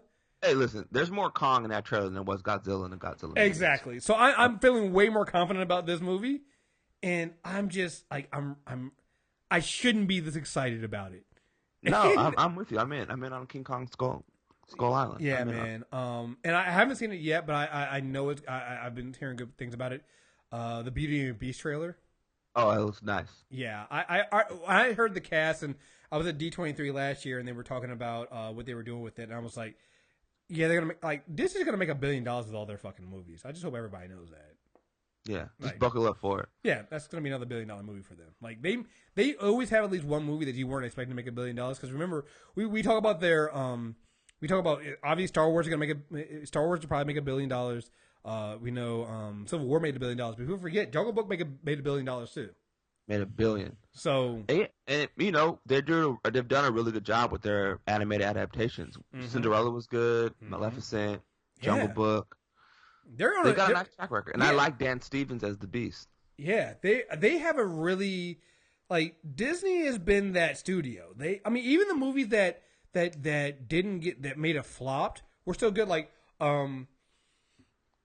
Pete's Dragon didn't do well, but I heard it was a good movie. Hey, I got real emotional at the end. I was like, why is this little fake CGI dragon making me emotional? But they have a way of writing these stories and sort of pulling you into this world that it's hard to replicate. Absolutely. It's hard. Because everyone, we have history with Beauty and the Beast. Mm-hmm. So you want to see it, and because you grew up watching it, you watched the animated version, and maybe your kids want to see it. And yeah, they know what they're doing. They've got a nice little machine going there. Mm-hmm. Yeah. Yeah, so I'm really intrigued to see what they do and how they go with this stuff, yeah, we'll see. So I don't want to get out there because, like I said, I've been sitting on that Skull Island one. I don't post my stuff. I don't post my stuff on the site anymore because we were so focused on doing all of our all the podcasting stuff we do. But I saw that I was like, man, nobody's talking about this thing, but I kind of like it, yo. Yeah, I mean, they did a big rollout. I mean, they had Tom Hiddleston on Jimmy Kimmel, and they rolled out the trailer, so they clearly care about it on some level. Right. They're gonna put some money behind it. I don't even know when is it released. Do you know? I don't know. It's sometime in 2017. But yeah, I mean, even the Godzilla movie. I mean, they put a lot of work into that too. It just they downplayed the monster. They forgot what you were there for. So yeah, I rewatched it recently. Don't know. Don't ask me why. Mm-hmm. It's really good up until the part where they kill Bryan Cranston, which is early in the movie. Yeah. Like he gives that great monologue where he's like, something killed my wife, and he's all passionate, and then it's downhill at that point. I'm like, you were saying, I'm like, wait, that's early in the movie, isn't it? Because it's very early. They kill him really early in the movie. Because no one else can carry the movie at that point. Like he's carrying the movie. Yeah, he really is, man. It's like they really overdid that. Yeah, so. Yeah, he's like that because he plays that weird conspiracy theorist dude, and he's got all these papers. He's got the conspiracy theory house decoration where it's like crazy papers on the wall and the windows all covered up. So you knew he was crazy when you saw his house. Mm-hmm. Yeah, and then they get rid of him. They just throw him out the movie. Right. I was like, oh, he's not dead. And then they zipped him up, and I was like, he's dead. Yeah, he's dead. Like, the thing about Bryan Cranston, man, it's this thing where you can't. And people do this in movies all the time. I think it's a really bad. You can't do this. You can't kill the best actor in your movie. No. Not early on. You got to wait until it's at least 3/4 of the movie in. Then you can kill them. But you can't have them carrying the movie up to that point, then kill them, and then ask them carry on, my young Padawan. Like, it's not gonna work, yo. It's not gonna work. Especially in a movie that has no monster in it. Right. Somebody's got to carry the film. Right. So so it looks like King Kong Skull Island is out March 10th. Okay. All right. Yeah. I'm down. I'll be waiting for that. I'll be waiting for that screener. Yeah, I'm there. So, all right, let's wrap this up, man. Hey, thank you very much for joining me, man. Always a pleasure, man. I'm always happy to be on. I know it's a weird time. You know, when I went to the movie with my friend the other day, she was saying that. I thought about your show. I thought about, you know, Rod and Karen and all these other shows I've listened to. Sorry if I'm leaving any podcast out, but just like art is going to be what people need to sort of help them get through. Mm-hmm. And all right, so a show that you create every week that's funny and insightful and entertaining and allows people to sort of to find out they're not alone and hear some of that rage, even though I know you're probably tired of raging on people. Like we're going to be really important. So I hope that more people who are independent podcasters and independent media just continue to create, because I think other people are going to need places to go to, and that'll be part of their safe space. Yeah, I mean, I think that's definitely true. I think a lot of us are going to have to, you know, do that, and it's important for all of us. And like I said, I'm gonna be going to my safe place with these movies and comic books and things like that, because I'm gonna need it. You know, we're gonna need that stuff, man. I'm counting down for Black Panther. I mean, it's gonna be watching Black Panther under a Trump administration is gonna suck, but fuck it, I'm gonna get my life, as they would say. So, did you hear that they might be the Spider-Man Homecoming trailer in front of Rogue One? I can believe that, because Spider-Man comes out in... It's coming. Yeah, I was like, yeah, that sounds about right. And they're like, I can believe that. I can definitely believe that. So that would make about sense, because that's December. And we can get a teaser for then, and I would not be surprised. And I'm already telling people now, $1.5 billion. Oh, easy. $1.5 billion. Like, people are going to be like, oh, but it's another Spider-Man reboot. We don't want that. You're going to want this shit. I'm calling it now. You're going to want this shit. You're going to want this. It's going to fucking work. They just did Doctor Strange. This is Doctor Strange. It's Doctor Strange. So, all right, folks. Again, man, tell folks where they can find your stuff at, man. They can find me at peoplescriticblog.com. You can find me on Twitter, People's Critic, CRTIC. I was recently on Chris Lambert's podcast, Monday Festival, talking a bunch of movies, talked about Moonlight. So you can find me on there. I was on awesome movie, by the way. Huh? Awesome movie, by the way. Oh man, I love Moonlight. It's gonna be hard not to make it number one on my list. Mm-hmm. It's gonna be hard. Yeah, I loved it. And then I was also on my friend John's podcast. We're talking about Westworld's about to review. So you can check me out there. You want to hear me talk about some movies and fun stuff? Yeah, hit me up. Love to talk to you. All right, folks. You guys know where you can find us at mtrnetwork.net. Search for MTR Network, or Insanity Check on iTunes, Stitcher Radio, and everything. Oh, wait. You know what? I did get... hold on. Let me stop the music real quick. I forgot. I did get an email that I did want to read. Somebody did send me an email. I thought you forgot about the Black Women shout out. I did not. I didn't do one today. I'm sorry. I wanted to do one, but honestly, here's the thing. I just been so down. I've got one. Oh wait, go right ahead, man. If you got one, please. I came prepared with one. It's kind of a funny story, but I came prepared. So it's my mom. I talked about her earlier. She's like my second mom. She's great. She's doing her second round of chemo. She kind of stopped and decided she was going to go natural. So shout out to her. I know she's been fighting. It's been tough for her. But here's the funny story. So she told me. I know she's gonna be mad I told the story. She was having some pain. So they were like, "Yo," because she first started her chemo a couple years ago. I was like, "Man, you should probably try some weed. Like, super conservative. Maybe you should try some." So she tried some edibles, whatever, some cookies. So she had some pain again. So she went out to go visit some family, and she said she took an edible gummy bear, and nothing happened. She's like, "Man," and I just took a bunch more, and I was like, "Oh my God, how many did you take?" She's like, "Tim, I couldn't move. I was just sitting in the chair because I had so many edibles." She said, "I don't remember much. Like, I slept most of my vacation. I remember telling some lady I needed help. Like, I was like, you were high. You were just high out of your mind." She was like, "Yeah, I was high. Like, I was really high, and I didn't know it." Oh man, but yeah, shout out to her, man. I love her to death. I know she's at it. She's fighting. She's doing well though. The natural path stuff is helping her because the chemo was just rough. So she was like, "Man, I'm not doing this chemo stuff no more." Yeah, well, unfortunately, our new AG is also very anti-marijuana too. So. Oh God. Yeah, it's funny. It's she was not anti, but she just never really considered it. But now I think using it during her cancer treatment has really sort of put her on a sort of a 180 about how she feels about marijuana usage. Now, I don't think I could smoke in front of her if I wanted to, but I think right. Hey, I think we're there. Baby steps, though. Baby steps. You're not gonna go and smoke a J for your mom, but yeah, you know. I don't think we're there, but I think it really has helped her see sort of the benefits of it. The benefits of it. Yeah. Awesome. Yeah, that's my shout out. I got an email from John. I'm John. I'm a big fan of movie trailer reviews and insanity check. I'll get around to writing a 5-star review for both, I promise. Anyway, I listened to this episode, Stop White People 2020. As soon as my podcast app alerted me it was available, and I'm writing to commend Chris for it about a brief comment he made about libraries. He said he didn't use his local library because he has Google, but he still voted to fund it because he realized the library has an important use to the community, even though he doesn't use it. It's a great attitude, and I wish more people shared it. Public libraries are there for the less fortunate. I work at a public library, and our main clientele is people who can't afford to buy books for their kids to read, can't afford to get Netflix or Amazon Prime, and in many cases can't afford to get internet at their homes at all. They come to libraries so their kids can read books. Kids can still read books when they find ones they like, believe me, and so the family can use the internet to fill out job applications, print resumes, take classes online, or play Minecraft or whatever. Maybe even listen to podcasts, why not? None of this is possible without funding, and knowing that you voted for your local library is awesome. I mean, I thought all of you guys were awesome already, but even more now. Eagerly waiting your next podcast. Keep up the good work. Yeah, I mean, I think that was, I almost forgot to read that email.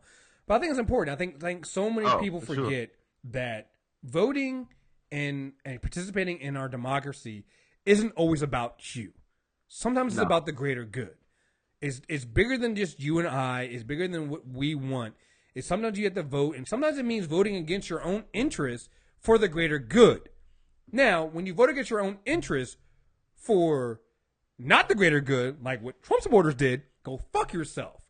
But I don't think there's anything wrong with voting against your own interests. Like I said, I'll vote to raise my own fucking taxes if I know that money is going to help people that are less fortunate than I am. Exactly. That is the idea of living in a society. So many people don't understand that. They don't understand the idea of living in a society. The living in a society means you are part of a collective. Means you are part of helping other people. They view it as communism or whatever like that. It's not that. It's just, it's always going to be helping your neighbor, helping the person that's less fortunate than you, taking some of what you have and making sure that somebody else can have it. It's always going to be there. We label it in these high level terms of distribution of wealth and all. It's just, sometimes just being a good neighbor. It's making sure that, hey, you know, I don't need to use a library, but I know other people out there do. So I'm going to make sure that they have that access because, well, yes, I have all the internet I need and I can do whatever the fuck I want. Other people might not. And on the off chance that somehow something happens to me, I might not have my internet all the time. Mm-hmm. I might end up in the same situation they're in. At some point, I might need to use that library. So Listen, many times, I live right by my local. I work right by the downtown library, and it's clutch. Like, for real. I don't know. I'm always tell people to use it. And I remember being in Ghana trying to explain our public library system to somebody, and they looked at me like I was an alien. Like, what? I was like, yeah, you can just go get on the internet and look for jobs. And they were like, yeah, we don't have any of that here. Like, you can just go get books? I was like, yeah, you can just go get books. Mm-hmm. So, yeah, everyone doesn't have a public library system where you can just go get on the internet and go read books and do all that. And like you said, our downtown section has a whole kids section. It's huge. You can just take your kids there and get books. Mm-hmm. So many of my coworkers come back with tons of kid books for their kids. Yeah, it's great. I hope more people support the local libraries. You got to do that. So, yeah, remember when you guys go out here, you're supporting for more than just you and yours. Like, here's the thing. I don't got kids. I might never have kids. But I do understand the importance of funding education because, hey, that's what you have to do. Like, you can't vote and be just selfish. You can't. And I think more and more people need to understand that shit, so. Anyway, guys, thank you guys very much for listening. And Tim, thank you very much for joining me. And always, until next time, we are out of here, guys. Peace.